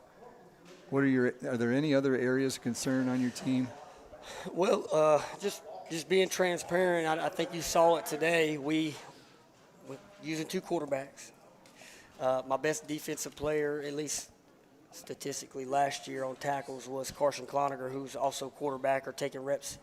And so we're really trying to find some guys to step up. The inside backers that play today, they didn't play varsity linebacker last year. So Carson was the only one. And, just trying to figure out what we do going forward. Obviously, I'm not going to run a 2-quarterback system. I want to buy in to somebody. And so we got to make that decision, what's going to be best on both sides of the ball for us so that we can put things together. So I'm searching. We used about 5 linebackers tonight, and we're going to go back to the drawing board, and we're going to figure it out. 2 sophomores. Well, I was going to say, J.J. Mayfield, remember – 3 sophomores. Made a pretty good play towards the end of your scrimmage there. Yeah. So it's and he's a sophomore. Yes. He's got some size. Bright future. Got some youth. Yep. Good youth. Yep, bright future. So just to break in a bit on the field, a few minutes ago, Grant Lawless, the quarterback for East Lincoln, took off and ran for a 44-yard touchdown. As for a passing quarterback like that, you don't really expect that, but he took off and ran down the left side and scored. So it's 13-0 East Lincoln. We're still in the first quarter. It's been a lot of clock stoppages, incomplete passes, and that sort of thing. So looking at your schedule and looking at your ranking, you really get it out of the gate in the teeth, don't you? We don't waste time. Hit me, please. We don't waste time. South Point, North Lincoln, East Lincoln, by Bunker Hill. Yep. Good Lord. I mean, between 3A and 2A, those are toughest teams. You could rank those teams in 3A and 2A near the top. So, we have challenges. We definitely have challenges, but it's, I want to answer the call, and there's always conversations about, switching your non-conference or switching up things. But, I just want to work on us to get better and compete against those teams and hopefully eventually be teams that be a team that beats those teams. And so not shy away from it, but answer the call. And so that's kind of what we've been talking about is, it's easy to say these programs historically, or at least, over the past 5, 8 years for some of them that we hadn't beat, So, but I just want to continue to work on us and say, let's answer the call. Let's not run from it. Let's not try to look at it the other way. So, maybe I'm a little crazy. Maybe I don't know, a little more optimistic for my team, but that's why I'm here. And we want to be the best us, and I think the best us can go against anybody. So. And looking at your conference, I mean, there's always Bunker Hill. Yeah, tough. But I'm hearing a lot of things that Maiden's going to be down this year. Yeah. And I've heard it from Maiden people.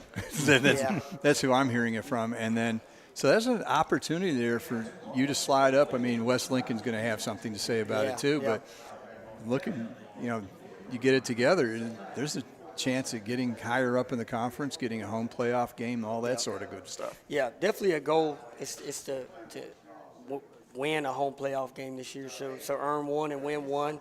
But as far as those teams and what people say about those teams, I'll just say this. Much respect for them because, you say what you want about Maiden. They said it last year about them, and, man, they fought all year and ended up tying, with us and West Lincoln in second place of the conference and just fought, and just fought. And so Will over there does a good job. And of course, Bunker Hill still got the Willis and his brother. So I just want to expect that we're going to get the best from them and prepare that way. And so a lot of respect in our conference. In all, I mean, you could correct me, but I think 5 or 6 last year in the playoffs and probably 5 in the second round. And so it is a tough 2A conference. So a lot of respect. I did my best Joe Lenardi last year trying to figure it out, and I think we were pretty close. Deciding, there was 5 or 6 out of your conference that were there. But when you get ready for conference, though, you'll be battle tested. Oh, yeah. You'll know. Yep, that's it, for sure. We have a great measuring stick for where we're at. And, we come through and we fight and scrap with these 3A teams, we'll know who we are. We'll know who we are going into conference. So. Absolutely. Well, Jaden, we appreciate you taking some time up here and joining us. Great insights, and we look forward to your game next week. We'll be down at South Point. We'll Absolutely, have man. It's one. Always a great time in Belmont, right? They do it right. That's that program that coaches I have never been there. Oh well, I've been several places down in Gaston County, different schools, but not that one. Yeah, well, we're gonna have to park across the street because the Harris Teeter. Yeah, if we don't get there early, we're gonna be maybe parking in downtown Belmont if we don't get there when we're supposed to get there. Well, hopefully it's a fun night. Hopefully it's a great battle, and we'll look forward to it. Well, again, it's Coach Jaden Angle joining us here on the KTC Broadcasting Lincoln County Jamboree broadcast. And we appreciate your time and your insight. And good luck next week. And we'll see you then. Thank you for having me. Thank you.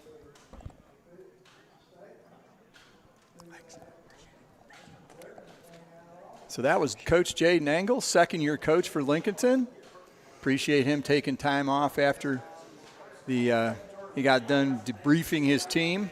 Hopefully we didn't keep the bus from going like we did for Bandy's. But they don't have that far of a ride, though, so they should. Nah. It's less of a ride for them than it is for me. And certainly for you. Yeah, I'm on the north end of Gaston County. That's okay. So back here on the field, we're getting late in the first quarter. It's 13-0 for East Lincoln, even though it looks like Northwest Cabarrus has certainly had some opportunities. There's been some breakdowns in the defense for East Lincoln, but they weren't able to connect on some of them. So here we got a jet sweep here from number 4, L.J. Forney. He's a returner. We called his name several times last year. Looks like, Northwest Cabarrus does a good job discipline-wise. They strung that out perfectly. And then got heads to the ball and were able to. There's only 2 plays that's really burned them. There was the long run by Lawless, the 44-yard touchdown run, and then the turnover, and then the short field for East Lincoln. They punched that in, missed the extra point, and that's why it's 13 and not 14.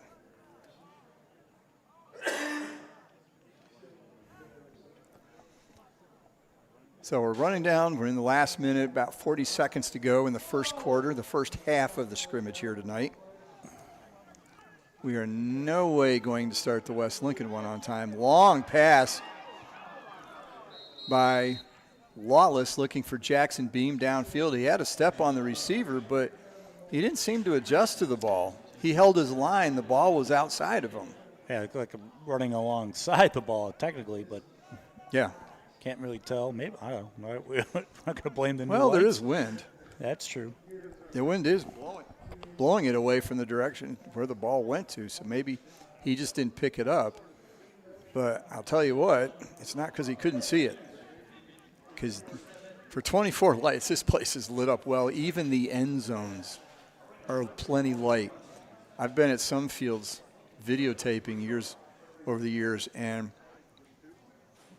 the end zone video looks like a dungeon. It's so dark. Lawless back to pass, tipped at the line, intercepted, picked off by number 90, Malachi Norris, 250-pound junior defensive lineman, showing some athleticism there. Got the hand up, deflected it, and made the catch. So 19 seconds to go in the first quarter. Well, if I remember the news story about these lights, I think they're going to, when I've got West Lincoln playing last, I think they're going to show us a show if they score, from what I heard. Well, there's so many other stadiums that are doing that. I guess with these new lights, it wouldn't surprise me. I don't know. I think I picked up on it. So okay, I'm actually we need West forward Lincoln to score so we can find this out. Not only will we get a cannon, but we'll get a light show. And it's pretty cool because they've got the poles lit up in red here at the Christmas field, as I call it. Red sidelines, green field. I feel very Christmassy. The weather doesn't feel like it. Maybe if it was Christmas in July, but I digress. So East Lincoln on defense now. Northwest Cabarrus with good field position, missed tackle in the backfield. Hobbs gets around the left side, and he's brought down after a gain of about 8. Yeah, Jalen Abernathy for East Lincoln kind of kicking himself there, as he could have stopped him for at least a 3 or 4 yard loss. He was able to squeeze through and pick up, like you said, 7 or 8 yards. So it'll be 2nd and 3 when they start the second quarter. We'll be back with that and more on the Lincoln County Football Jamboree. You're listening to KTC Broadcasting. I work my tractors really hard. I give all they've got. I demand as much horsepower as they can possibly give me. I tell you what, I've had these Coyote tractors for probably 10 years now. They've served me well. Been good. Your Coyote dealer is Weston Sales, Highway 18 North, the 27 West intersection in Vale. For the folks in Cherville and Shelby, I'm sure you remember when the Western Steer was in your town, and we wish they were still here. But I've got good news. There's a Western Steer just a few minutes up the road in Newton. From Cherryville, hop on Highway 321 Business. And from Shelby, go Highway 18 to 10 to Newton. You get real comfort food, home-cooked style with down-home hospitality. Try their big unbeatable buffet or order from their menu. And they've got a party room for big groups. The Western Steer in Newton, 334 Southwest Boulevard in Newton at the Highway 10 and 321 Business intersection. Open Wednesday through Sunday. Get hot summer deals at Abernathy Chevrolet Buick GMC in Lincoln. Right now, come in and take 10% off Chevy Silverado light-duty trucks and get 1.9% APR financing on most Chevy models, plus a $3,250 purchase allowance on 2024 GMC Sierras. On all Costco customers, get a $1,000 rebate. And check out their Car Bravo certified pre-owned vehicles at Abernathy Chevrolet Buick GMC, 1445 East Main Street in Lincoln, online at abernathychevrolet.com. Back at West Lincoln, beginning of the second quarter of the third scrimmage here. East Lincoln, Northwest Cabarrus. East Lincoln leading 13-0. Lincoln County football brought to you by our title sponsor, West End Sales. You can see what they have at westendsales.com. Again, thank you for sponsoring our broadcast of Lincoln County football. Well, technically, we're doing 2 games tonight. We are. Are we getting paid double? Probably not. Okay, never mind. I don't want to. I don't want Kevin to get mad at us. Nah, we need Kevin on our side. He set us up tonight. That's right. Look, and we're going to take pictures of it so we can do it next week on our own. It'll be a learning moment, learning opportunity. So second down, ball at the 22-yard line, 2nd and 3. Handoff, Hobbs up the middle. Bulls is way down, close, should be a first down. Thank you.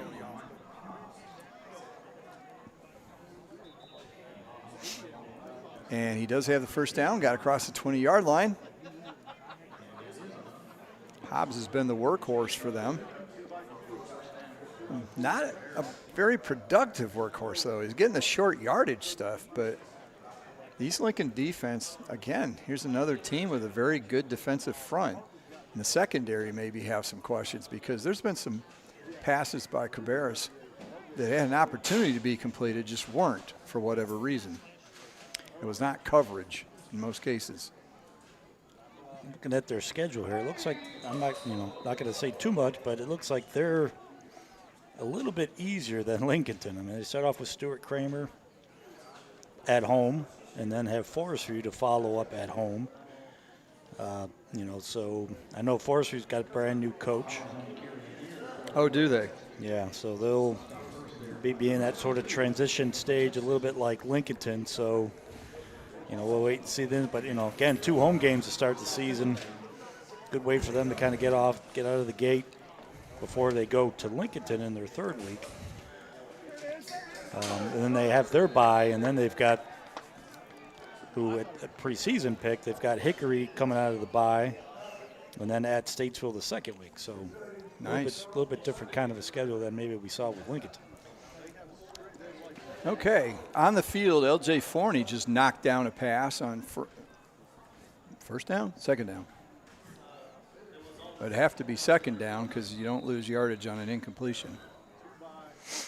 And one other bit of news, my phone has just nailed us with a severe thunderstorm warning for Cherryville, which is right down the road. So that line of storms that I was looking at, I mean, this is what happens when you go to college in Oklahoma and your friends are meteorology majors.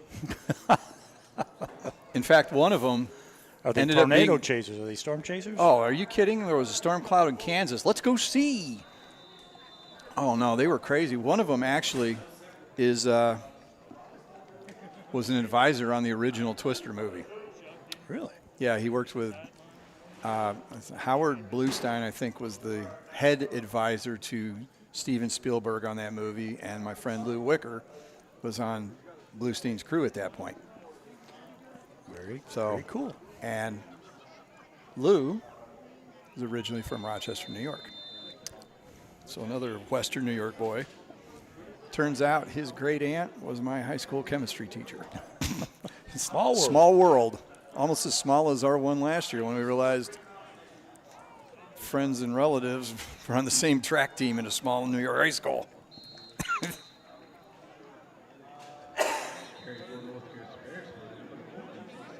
So reception there for Northwest Cabarrus basically gets them back to the original line of scrimmage for the set of downs at the 21-yard line, and it'll be 4th down. Interested to see. They're going to try a field goal the way it looks. Number 2 is their kicker, Henry Forrest. Sounds like an accountant. Let's see if he can account for some points here because there's 0 for them. Looks like he's kicking from the 26, which would make it a 36-yard attempt. We'll see. Again, no rush, so it'll be snap, hold, kick, and a bit of a line drive, but through right down the pipe. So it's good from 36 yards as the clock continues to roll. And we've got 9:49 left, and it is 13-3. East Lincoln. We'll be back with more from the Lincoln County Jamboree after this timeout. For your pest control for your home or business, who you gonna call? Bug Busters. For over 25 years, they've been serving North and South Carolina with the best in professional pest control. Family and veteran owned and operated. From crawl space encapsulation to termites to wildlife to pest control to structural repair to waterproofing. They do it all. Call 704-732-2227. Online at bugbusters.com. Like them on Facebook too. Who you gonna call? Bug Busters. This year celebrates the 100th anniversary of the Cleveland County Fair. Dates are set for September 26th through October the 6th. There will be plenty of great entertainment to help celebrate the 100th year, plus ride-offer rides. We'll be back again with over 40 rides. See the demolition derbies, the bands, magic acts, the livestock, and more. This year will be the biggest of all, so plan now to attend the 100th edition of the Cleveland County Fair, September 26th through October 6th. Buy tickets online at clevelandcountyfair.com. The Suzuki King Quad 100% ATV sale is underway at Full Throttle Power Sports in Lowell. Get 0% financing for 36 months or up to $1,000 in customer cash. And check out the line of Kawasaki bikes. Save up to $2,000 on select models. Select a Honda ATV and get up to $300 in free accessories. Plus, don't miss the Yamaha Wave Runner Best of Show Sales event. Come in for the details at Full Throttle Power Sports, 101 Indian Walk in Lowell. Online at ncfullthrottle.com. Back here at West Lincoln for the Lincoln County Football Jamboree. Our previous play, a bit of a, I don't know, Baker Mayfield kind of thing. You're just going to flip. I was going to think Josh Allen, of course. That too. But if you said Patrick Mahomes, I might have to. Well, I didn't say Mahomes. Unplug You brought and it up. Very good. I've already got the one improvisation, Chiefs though. dig in Yes. here. That's enough. All right. But he got then another completion to L.J. Forney. He gets the ball right to the midfield stripe. So East Lincoln is moving the ball. A couple nice pass plays.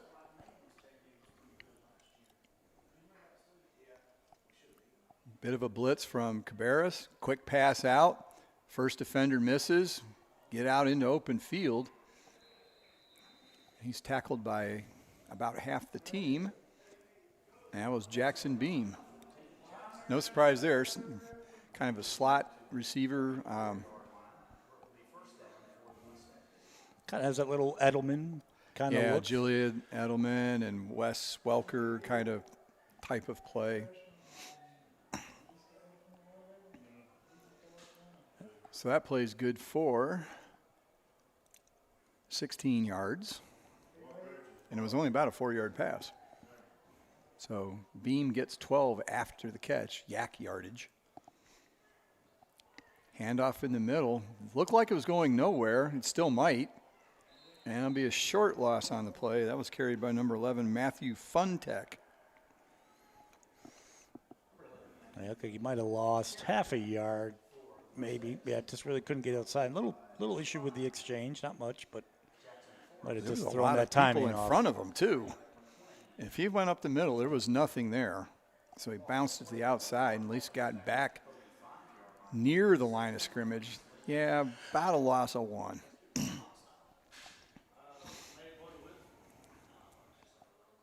So Lawless in the shotgun still. We haven't seen who appeared to be the backup quarterback, which was number 9, Davis Beam.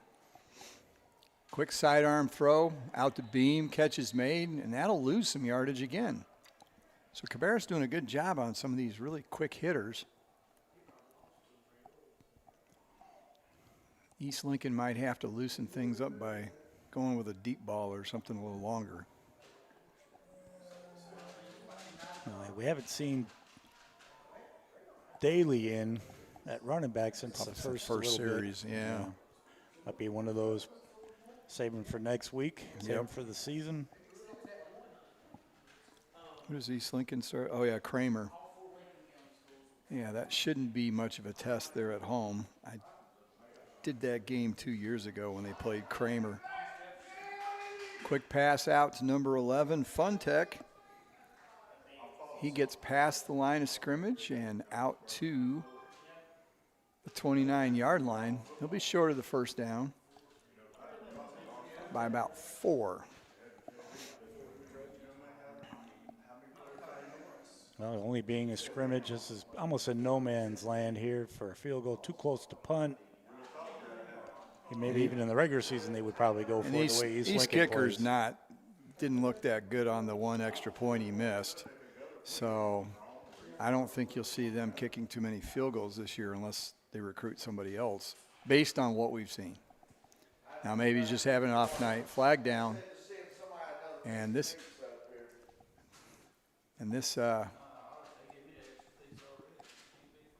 will slow things down. No. I'll take it.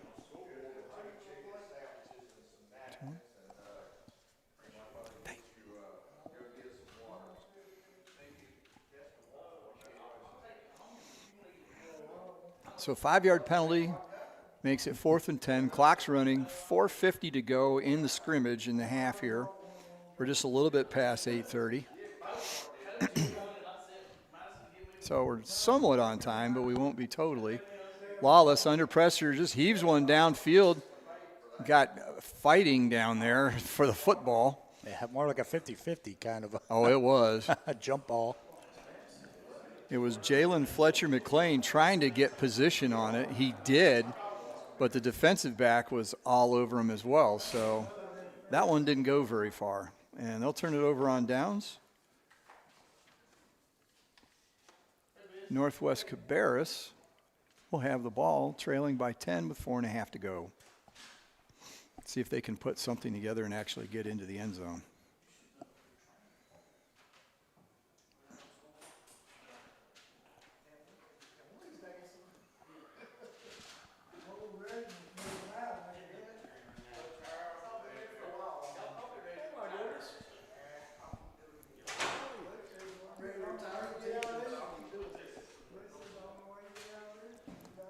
Back to pass, throw down the field. The receiver's open, has to come back for it, and it went off. Looks like the shoulder of the helmet of the defender. He didn't see it coming.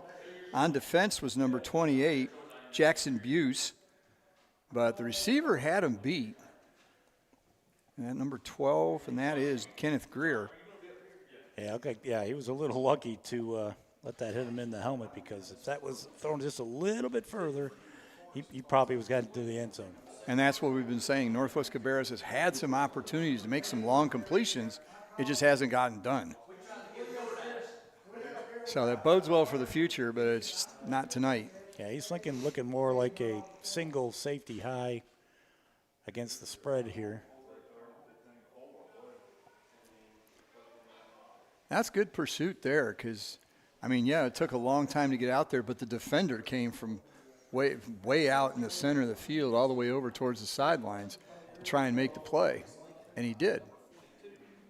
So, yes, it's quick. Yes, they got 5 yards, but it took a pretty good defensive play to keep it to 5. Like I say, if East Lincoln was worried about their defense and some of the turnover they had with graduation, they looked pretty good. Be able to get to the football, if it's had some pressure here and there. They've moved Abernathy around a little bit on that defensive line. The D-line's definitely not a concern. They've really stacked things up in the middle there. Now we got a blitz coming in. Quick pass, too high. They were looking for Hobbs out of the backfield on a bit of a wheel route. The start of one anyway, and quarterback number 9, Irwin, had to throw much sooner than he needed to. I tell you what, Irwin's just a sophomore. 6'3", 170. Yeah, he's a beanpole.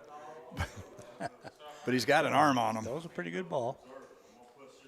So number 2, Henry Forrest, who appears to be the kicker. It's not listed as such, but okay.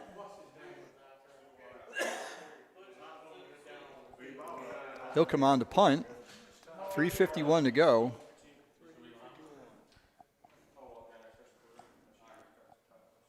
There's a kick, kind of an end over end, bounces at the 34, and that's pretty much it. So we'll be back with the last 3 minutes and change of this third scrimmage after this timeout. You can book your tee times online at the Glen Oaks Golf Course in Maiden. Just go online at glenoaksgolf.com. Pick out your tee time and book it. Check out their pro shop, snack bar, driving range, and banquet hall. And memberships are available. For more information, call 828-428-2451. Or again, go online at GlenOaksGolf.com and like them on Facebook too.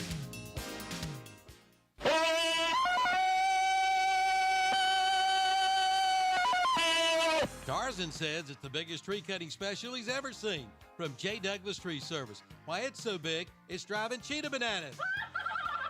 Now for a limited time from J. Douglas Tree Service, all current customers can take 10% off. But that's not all. New customers get 20% off. Trim it up, cut it down, and they also do stump grinding. And they've just recently added a 75-foot bucket truck. Call 704-689-9459. Again, 704-689-9459 for a free estimate. That's J. Douglas Tree Service. Say goodbye to those hot, sticky days in the scorching sun. James River delivers the Back to Cool special on select John Deere cab tractors. Experience ultimate comfort in a roomy, air-conditioned 3R, 4R, or 5E 3-cylinder series cab tractor. Plus, save a cool $5,000 off MSRP on top of 0% for 60-month financing. Comfort has never been so affordable. Visit JamesRiverEquipment.com/cool for more. Ends 8/31/24 with approved credit from John Deere Financial. Some restrictions apply. See dealer for details. Built upon a solid foundation of cast iron and steel, the Kubota L Series is part of our under 100 horsepower tractor lineup rated #1 for reliability. They feature powerful Kubota diesel engines and easy operation. The durable Kubota L Series. Talk to your local Kubota dealer today to schedule a demo. Go to KubotaUSA.com for full disclaimer. Your Kubota dealer is Parker Farm Service, located at 126 Bessie Drive on Oak Grove Road at the Highway 74 bypass in Kings Mountain. Rhodes and Bill Oil Company in Lincoln has been serving the Piedmont of North and South Carolina since 1919. Sure, they deliver to your home with home heating oils. They'll help keep you warm, but they do a whole lot more. They feature bulk fuel delivery, on-site and commercial fueling, backup generator fueling, and farm and agricultural fueling. For home or business or farms, call on Rhodes and Bill Oil Company in Lincoln, 704-735-2508. Online at rhodesandbill.com, located at 1404 East Main Street in Lincoln. Like them on Facebook too. Start up the savings on your auto insurance with a stop at Turner Hauser Insurance Group in downtown Lincoln, your area insurance agency. Jamie Hauser invites you to stop in and find out how you can save money on all of your insurance needs, from home to auto to commercial to farm to life. Visit them at their office at 228 East Main Street, downtown Lincoln. Just look for the big blue awning. That's Turner Hauser Insurance Group, your area insurance agency. Call 704-732-9577 or visit the website at turnerhauserins.com. I work my tractors really hard. I give all they've got. I demand as much horsepower as they can possibly give me. I tell you what, I've had these Coyote tractors for probably 10 years now. They've served me well. Been good. Your Coyote dealer is Weston Sales, Highway 18 North, the 27 West intersection in Vail. Back here, it's still 13-3. We're down to 51 seconds to go. And, we turned Scott up and we turned up the crowd. There we go. New setup. It's preseason for us too. Bear with us. So, Cabarrus takes over the ball. 51 seconds to go. One last chance to see if they can get a touchdown on the board.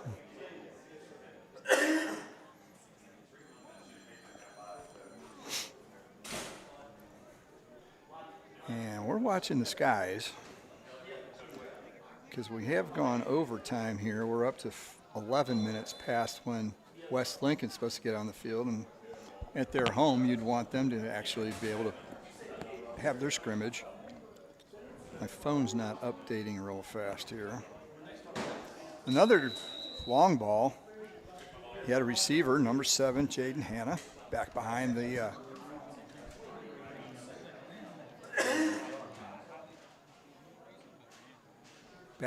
defense, but the pass was about 5 yards to his right. And there was, probably at least 4 or 5 East Lincoln defenders as well all around him.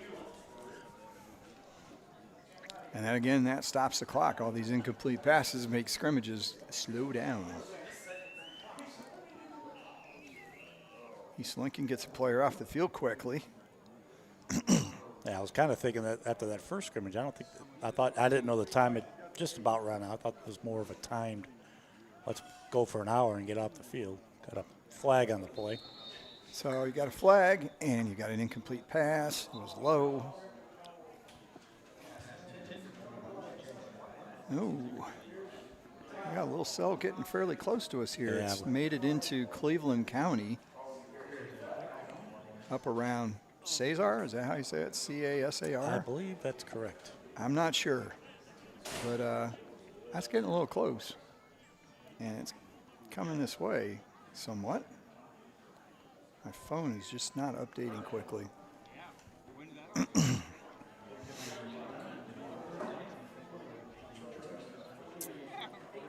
From the work I do with cross country and track meets and polar bear meets in the area, I've got a lightning tracker on my phone set to 10 miles. So another pass out to the side. Again, poorly thrown. Is well out in front of the receiver and low, impossible to catch.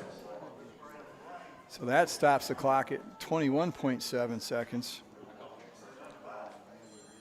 This feels like the East Lincoln Forest View game. It did go on forever. Yeah, the 90-minute first half. Oh, my goodness. That was a bit much. That was a lot of passing and a lot of penalties. And a lot of confusion. A lot of talk between the Zebras. Oh, the officials were. That had every way to delay a game possible in that first half. The second half went a little better, but, geez, it was 10:30 when the game got over. It was like, good. Well, they didn't call a hold there, but number 52 had a pretty big fistful of jersey trying to stop number 84, Miles Knox, and that will finally do it. The clock runs out, so the Lincoln County Schools are now 2-1 on the night. East Lincoln with a 13-3 victory over Northwest Cabarrus, and I wouldn't be surprised if they hustle these teams on the field quick with the Storms off to the north and west. I don't think there'll be a big delay here. So we'll be back with scrimmage number 4. The host team, West Lincoln, will finally take the field. They will take on Thomas Jefferson Academy, and we'll be back with that after this timeout. For the folks in Cherville and Shelby, I'm sure you remember when the Western Steer was in your town, and we wish they were still here. But I've got good news. There's a Western Steer just a few minutes up the road in Newton. From Cherryville, hop on Highway 321 Business. And from Shelby, go Highway 18 to 10 to Newton. You get real comfort food, home-cooked style with down-home hospitality. Try their big unbeatable buffet or order from their menu. And they've got a party room for big groups. The Western Steer in Newton. 334 Southwest Boulevard in Newton at the Highway 10 and 321 Business intersection. Open Wednesday through Sunday. Get hot summer deals at Abernathy Chevrolet Buick GMC in Lincoln. Right now, come in and take 10% off Chevy Silverado light-duty trucks and get 1.9% APR financing on most Chevy models, plus a $3,250 purchase allowance on 2024 GMC Sierras. On all Costco customers, get a $1,000 rebate. And check out their Car Bravo certified pre-owned vehicles at Abernathy Chevrolet Buick GMC, 1445 East Main Street in Lincoln, online at abernathychevrolet.com. For your pest control for your home or business, who you gonna call? Bug Busters. For over 25 years, they've been serving North and South Carolina with the best in professional pest control. Family and veteran owned and operated. From crawl space encapsulation to termites to wildlife to pest control to structural repair to waterproofing. They do it all. Call 704-732-2227. Online at bugbusters.com. Like them on Facebook too. Who you gonna call? Bug Busters.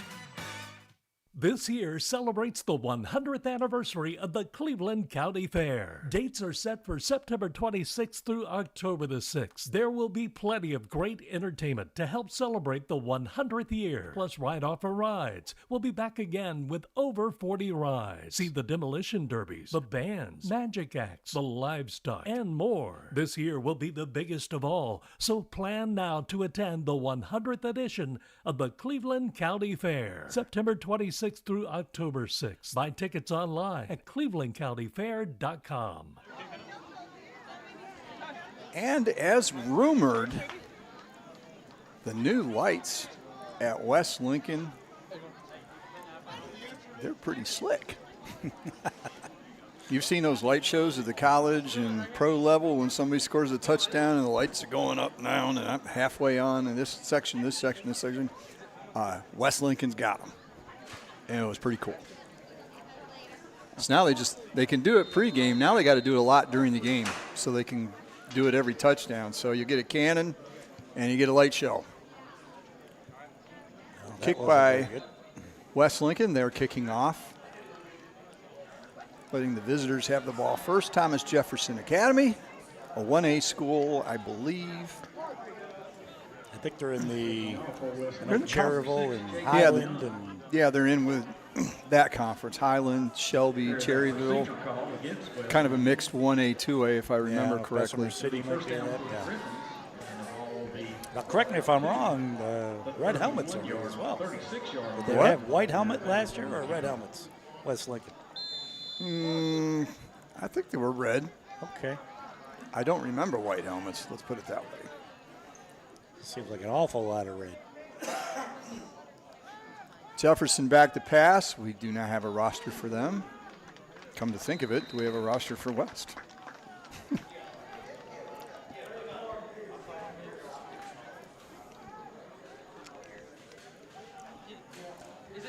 The efficient press box here at West Lincoln. They hear us say it, and it shows up immediately for both. Excellent. They aim to please here. Oh, I wow. Even get a set. Wow, I feel. Great group here in the press box here at West Lincoln. Always very helpful. Snap is fumbled. Actually, snap past the quarterback. He has to go back and get it. Falls on it at the 18-yard line, so a big loss there. It's going to be 3rd and a mile. Maybe half a mile, but it's going to be a lot.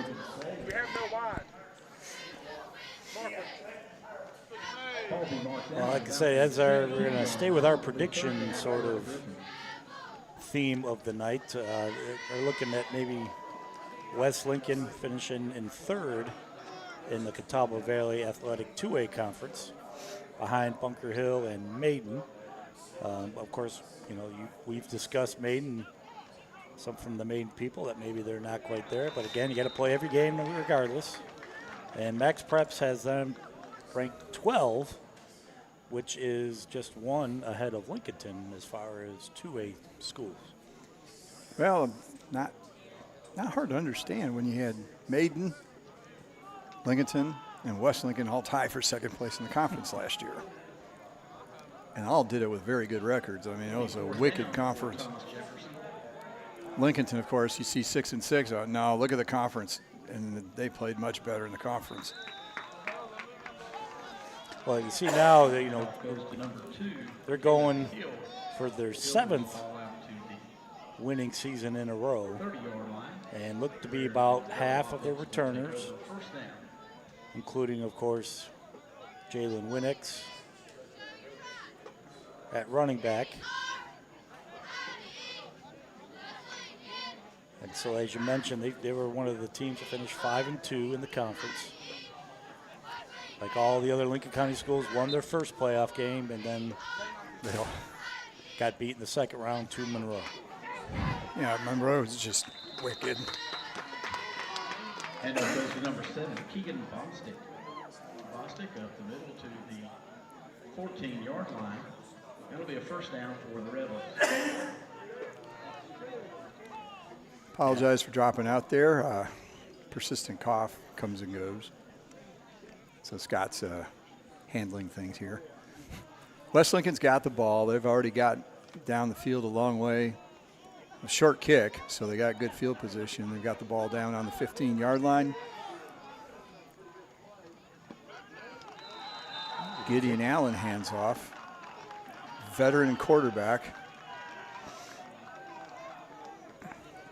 Not much there. Handoff went to number 7 again. Went to Keegan Bostic. We saw him do quite well in some of the games late in the season. He had a couple big games, including the playoff game. Braden Smith at that point was a little bit dinged up, and Bostic stepped in and did a great job. Second down after the loss of 4. Allen rolls out. It's under pressure. He's got to throw early. Allen's not having a lot of time to set up from what we've seen already. Pass intended for number 40. Yeah, it says here that, Winnick ran for, Ball's incomplete. That'll bring up third down for the Rebels. well, he's got career rushing yards of 2,535 and 30 rushing touchdowns. And that's having to do double duty with the incredible Mason Avery, Lincoln County's all-time rushing leader. And he still put up the numbers he did. Right. And then we got, Allen returning, Gideon Allen. And he just threw a touchdown pass. Okay, on cue, and 526 passing yards, and ran for 727 yards and 15 touchdowns himself last year. So I wonder if we're going to see the lights. Is that going to? We don't see the lights on the touchdown? Big tease. Going to do a first home game? Okay. We'll have to wait. Just a teaser there before the game. Okay. Preview of coming attractions. So Allen with a touchdown pass. Quick strike. Jason Young on to kick.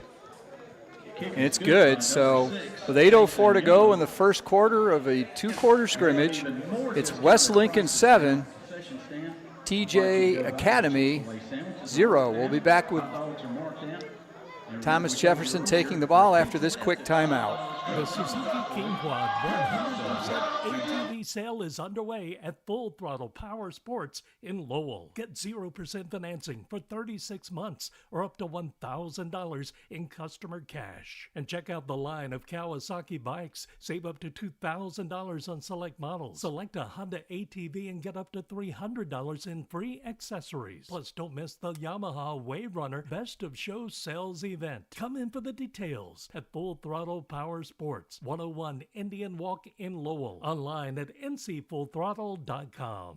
You can book your tee times online at the Glen Oaks Golf Course in Maiden. Just go online at glenoaksgolf.com.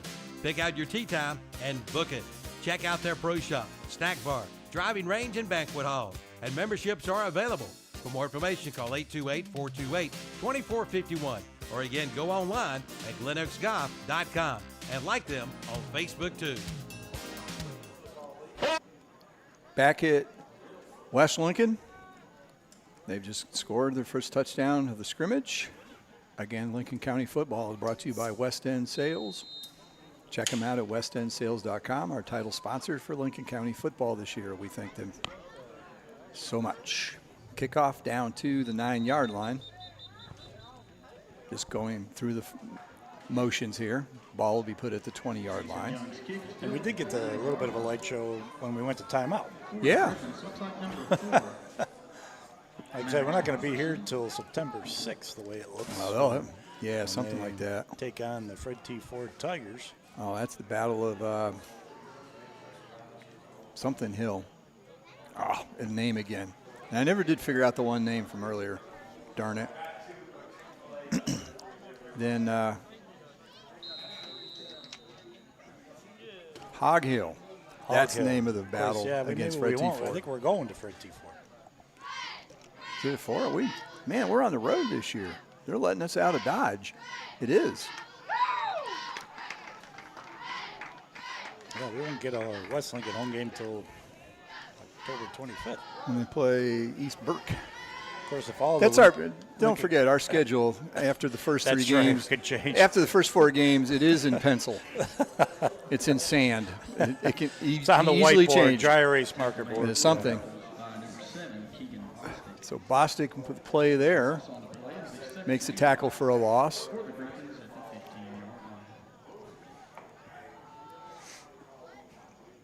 Kind of similar to. And a fumble picked up, and he's brought down in the backfield. Ball comes loose, but they say he's down. But it's going to be a loss back inside the 10-yard line. Thomas Jefferson Academy is having a real issue just getting the play going. let alone executing it after that. Good pressure by West Lincoln. Well, like I said, as we've seen from East Lincoln and North Lincoln, offense pretty productive, 35 points a game last year. Defense giving up only 19, but again, a lot of that was after a big lead from the West Lincoln Rebels, but they look good here early. Handoff made. Running back goes around the outside. Look like number 2 to me, Caleb Hill. Number 2, Caleb Hill on the carry for Thomas Jefferson. Ball moves out to the 11-yard line. It will be 4th down for the Griffins. Well, from a broadcast standpoint, I'm glad we don't cover Thomas Jefferson Academy. Yellow numbers on a white uniform. It's tough to pick them up. Thankfully, East Lincoln changed. They were much easier this year. Yes. A little trouble with the West Lincoln jerseys. Yeah, we've had the gray on red issue before. Low snap, picked up. Since there's no rush or no coverage, goes where it's first touched. And it'll be another semi-short field for West Lincoln. They'll have it at the Thomas Jefferson 35-yard line. They barely had to move the first down marker. That's never a good sign. First down, the chain gang only has to walk less than 10 yards. That's not good.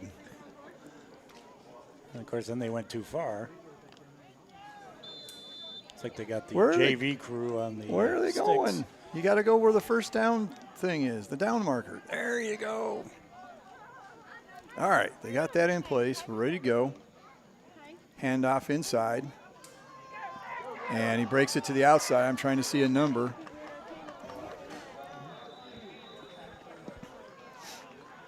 I couldn't make out the number. Number 20. That's Alex Alfaro. Good run by Alex.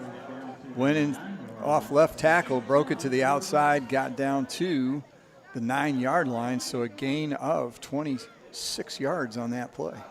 Well, it looks like they pulled the backside guard, and he was leading him like a fullback on that one, so he didn't get touched till about 20 yards down the field. Now Bostic up the middle. He runs over a tackler at the goal line. Touchdown, West Lincoln. So after the short kick and a short field, 2 plays, 35 yards, boom, boom.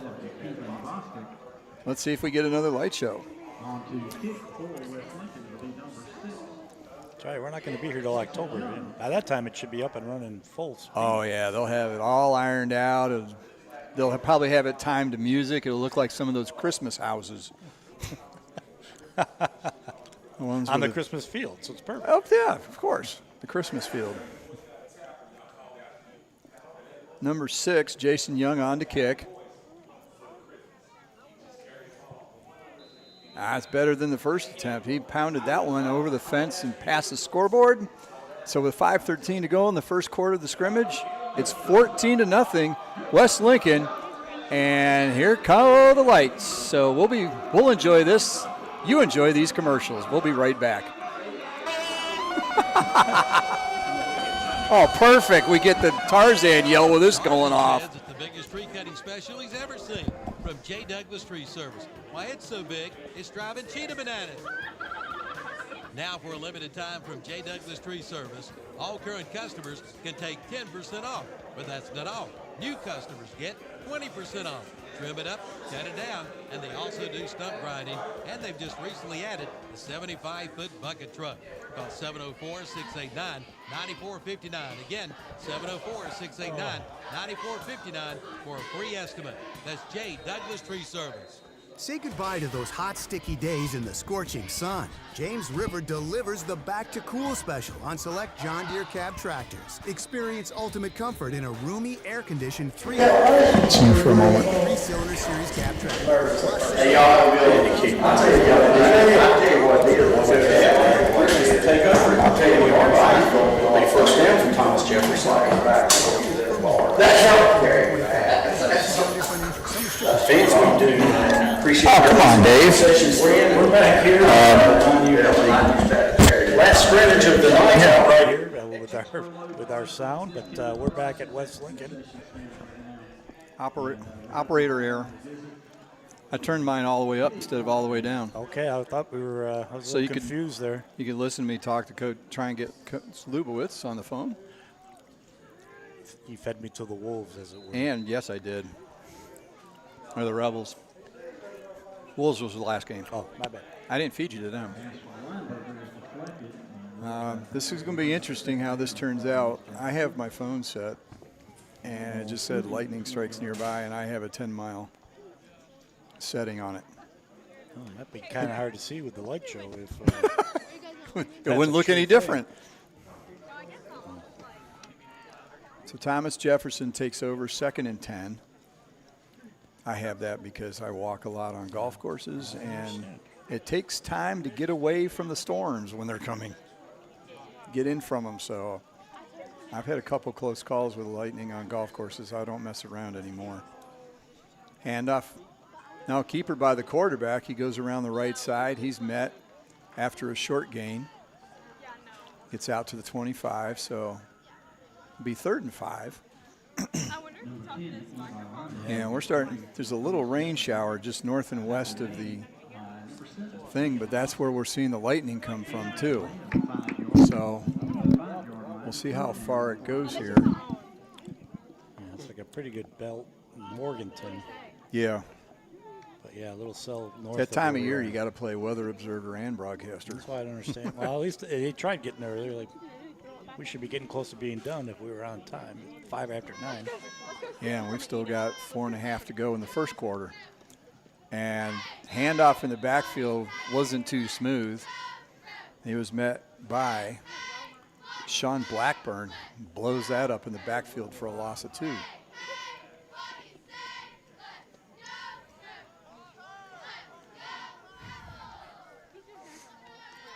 And for the first time tonight, we have cheerleaders on site. And a crowd mic. We're getting high. We're almost as high tech as the lights.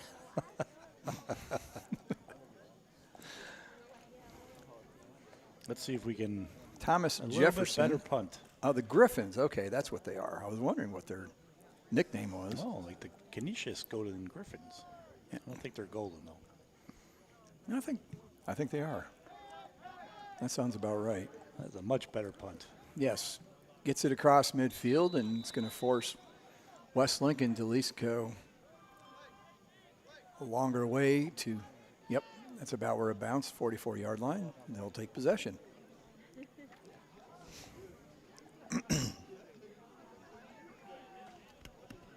So we've got some weather creeping up on us here.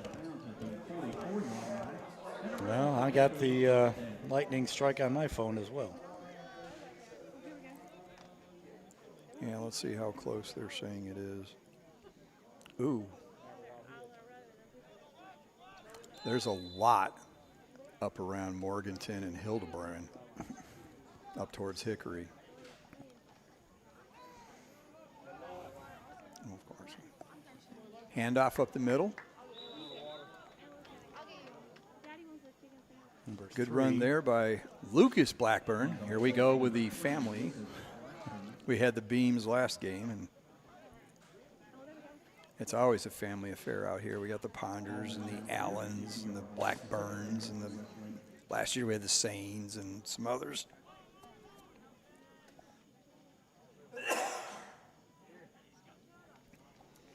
So handoff up the middle. Was supposed to be to Bostic. Ball came free. Jumping on the ball was Lucas Blackburn. So they'll maintain possession. My phone's showing lightning within 7 miles, so. Well, it's raining the way now you look at the lights, we're getting some rain. Yeah, we're starting to get some rain now. There was a little rain shower just north and west of us that appears to have moved in. So handoff up the middle. Fumble again. This time, the Griffins recover. Well, now if the rain's coming, we've seen 2 fumbles in a row. Blame the rain or execution?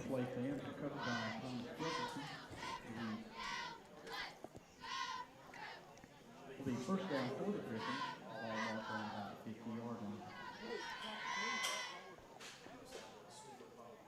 Well, we'll see if West Lincoln now works on their punt team. Looks like they went for it on fourth. I guess we're a little bit behind schedule here, but first down for Thomas Jefferson. Running some players on the field as we get ready here. They have the ball at the 50. Little jet sweep out to the right. He's got some room. Gets past the 5 to the 40. It's going to be a first down. It's knocked out of bounds by 3 or 4 West Lincoln Rebels after a gain of about 13.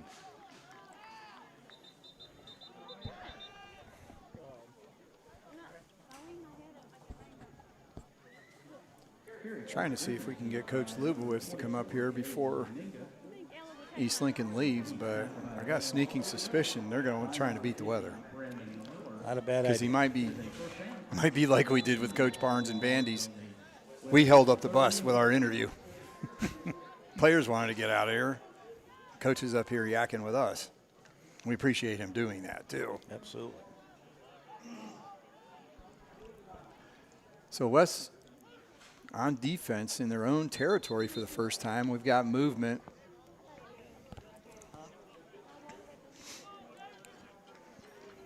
So that'll be 5 yards back. It'll be first and 15 from the 43-yard line. Griffin's trying to take advantage of a turnover here. As the rain's starting to get a little heavier now. Double handoff. Missed tackle in the backfield. The rest of the West Lincoln defense comes up, makes a good play, keeps it to a short gain at best. Don't see very many double handoffs. Guess you might consider that a double reverse almost. Yeah, I'm not sure you want to do that against West Lincoln. The way they're penetrating the line, they might take the second handoff. Back to pass, looking to set up a screen. They had let enough defenders through, but the pass is too high for the intended receiver. For the third down and 15 for the Griffins. For a second, I thought it was raining on that side of the field, but not on our side. But now that I've come over here, now they're starting to scatter. Yeah, there's somebody down here. I know it's raining because somebody's holding a pizza box over their head. That's a sure sign. I want to stay dry. The heck with the food.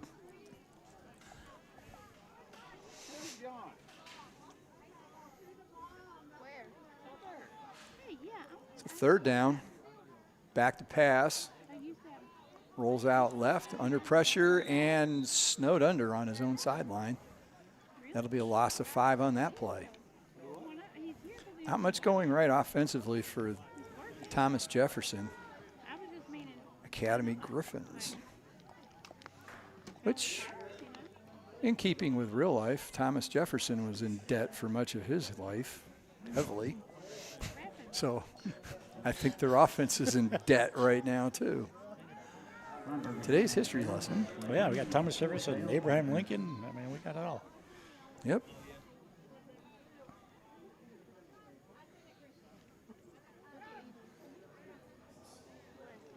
Yeah, it's starting to blow a little bit more now too, I think. Yeah, and the wind's kind of changed direction. It was going straight across. Now it's kind of blowing towards the press box, so it's kind of changed quarter, and it's really starting to come down now. Well, that's the nice thing about having a turf field, because if you had regular grass and you get rain like this, it gets chewed up quickly, no matter how thick it is. And knowing how they are with their fields, they probably would have called it.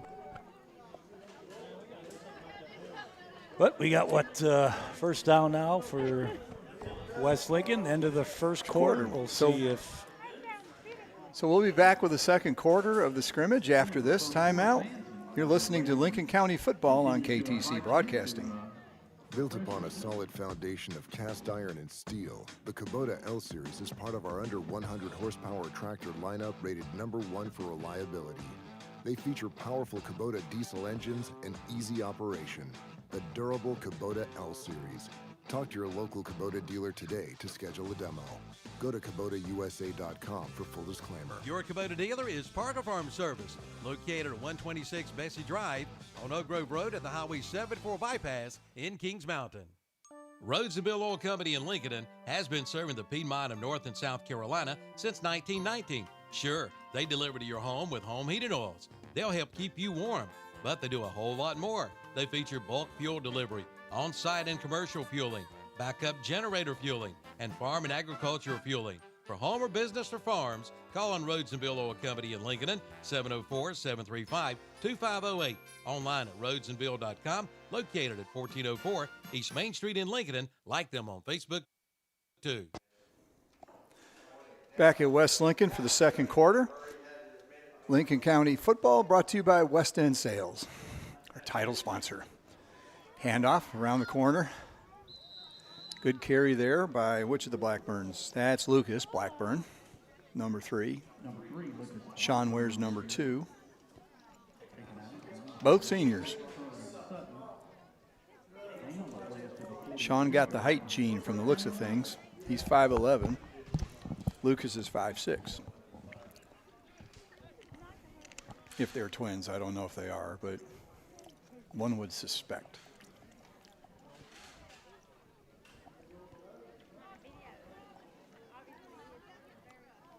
First down for West Lincoln after that carry. Gideon Allen rolls out to his right. Looks downfield. He's got a receiver open. He overthrew him. He was wide open. That might have been a little help with the wind at his back. That ball True. sailed on him. Yeah, the wind hasn't been at the back all game. Now it is. All game it's been a sideways wind. Well, everybody's, starting to pack it up and try to stay dry. We started missing the pizza box on the head guy. That probably blew away.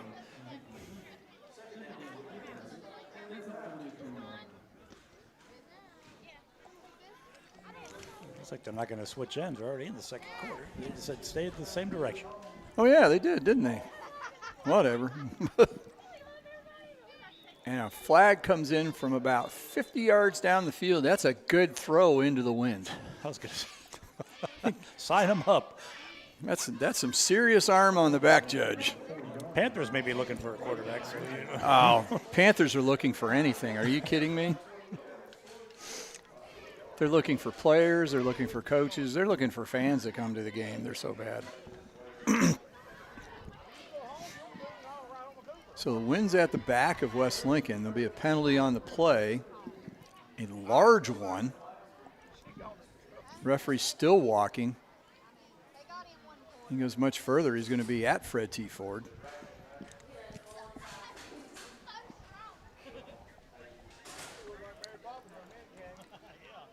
And this is the time when I am happy to be in a press box because the rain is really coming down, and it's going sideways. It's almost dead sideways.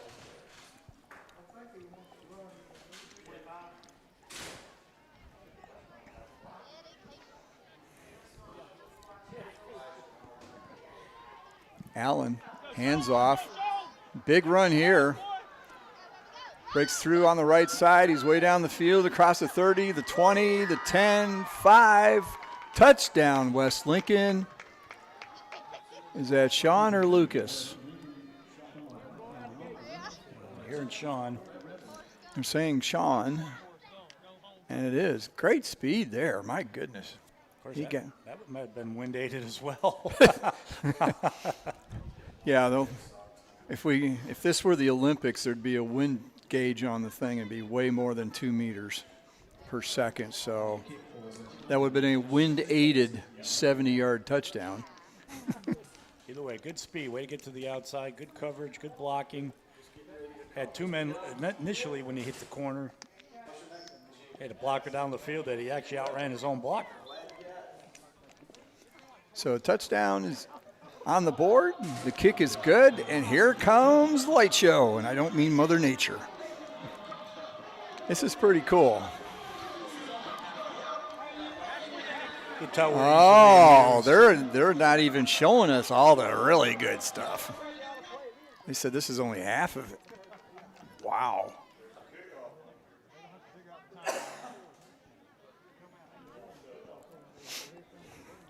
Just as long they don't turn it off in the middle of a play. That would be difficult. I think that might draw a penalty, don't you? So it's 21-0, 9:55 to go in the final scrimmage here. We're in the second quarter of 2. And West Lincoln is up 21-0. So taking a look at West Lincoln's schedule, next week they're at North Lincoln in what may be one of the quickest games you'll ever see, 2 teams that run the ball a lot. Although Gideon Allen has thrown quite a bit more than we're used to seeing with West Lincoln. And then they're home against Cherville and on the road at Fred T. Ford. Looks like a lot of Lincoln County schools have that September 13th as their bye. Except North. Except for, yeah, I was going to say, there was one that did. When they let us out again, all the way to East Rutherford. They love us. I hope so. It's one of the only games going on that weekend based on last year. Most everybody does 3 non-conference and a bye, and that's it.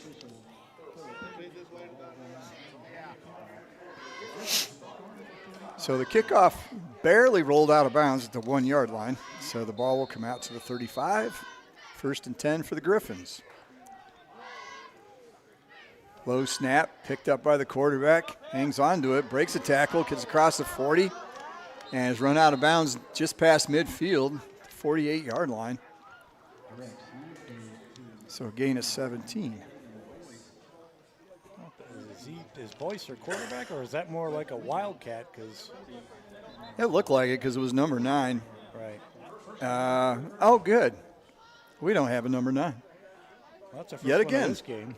It looks like That's we the first may be getting called for lightning. They're taking the teams off. The Yeah, field. I'm not surprised because my Lightning app on my phone has had several strikes within 10 miles, and that is the limit for North Carolina high school sports, where they're supposed to suspend for 30-minute minimum. Every strike, yeah. Every strike restarts the clock. Remember that from coaching soccer a few years ago. So are we suspending, or is this the end of the Jamboree? That was it. I'm trying to get official confirmation. The players are heading for the locker room quickly because it is really coming down now. If rain's, the light poles are about the 20-yard line or so, maybe the 15. Rain going past the lights is probably landing 50 yards down the field. It is coming down that much sideways. Maybe if we turn our crowd speaker up, we could maybe hear a little bit of it. You might hear some thunder.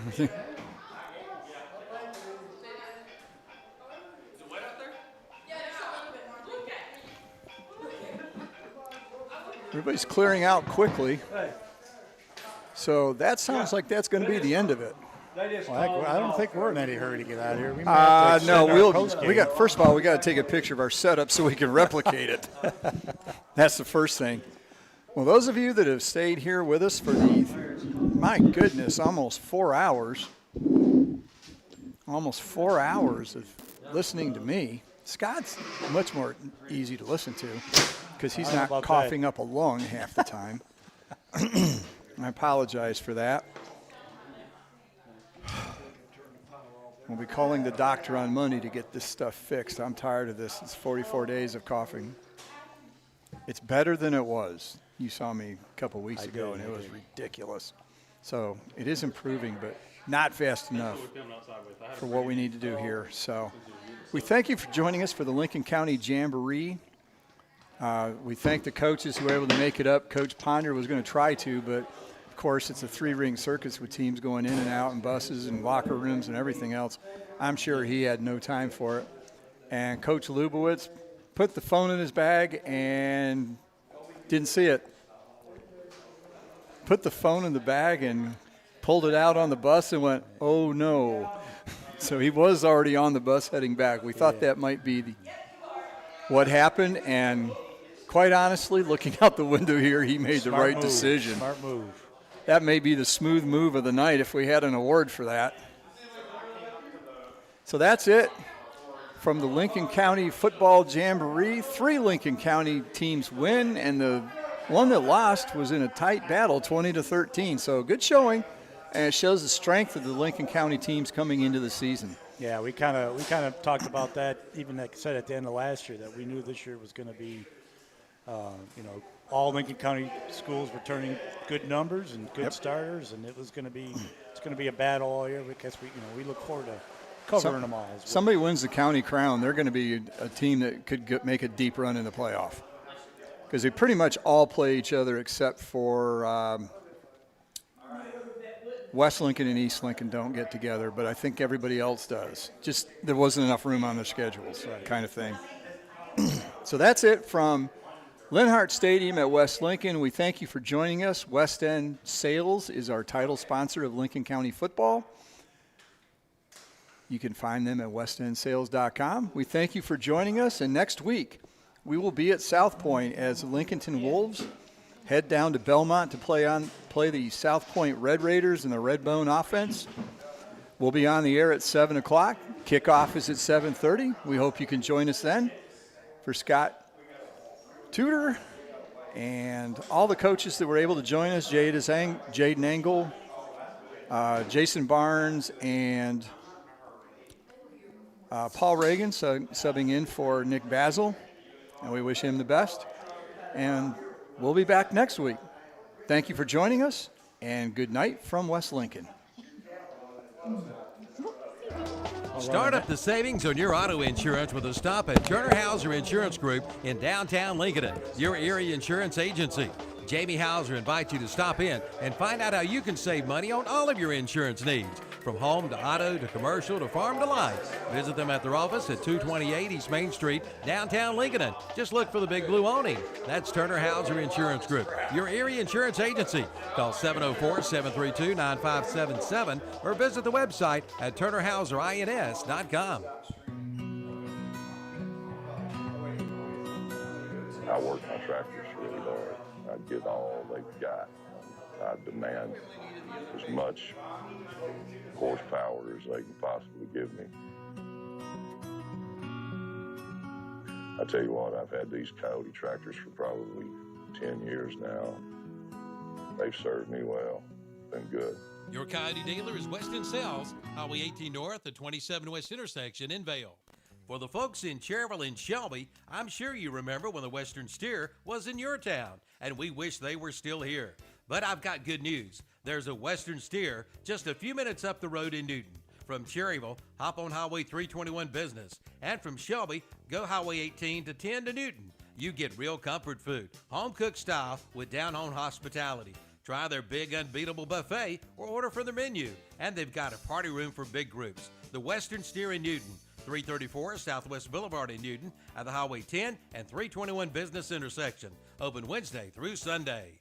Get hot summer deals at Abernathy Chevrolet Buick GMC in Lincoln. Right now, come in and take 10% off Chevy Silverado light-duty trucks and get 1.9% APR financing on most Chevy models, plus a $3,250 purchase allowance on 2024 GMC Sierras. On all Costco customers, get a $1,000 rebate. And check out their Car Bravo certified pre-owned vehicles at Abernathy Chevrolet Buick GMC, 1445 East Main Street in Lincoln. Online at abernathychevrolet.com.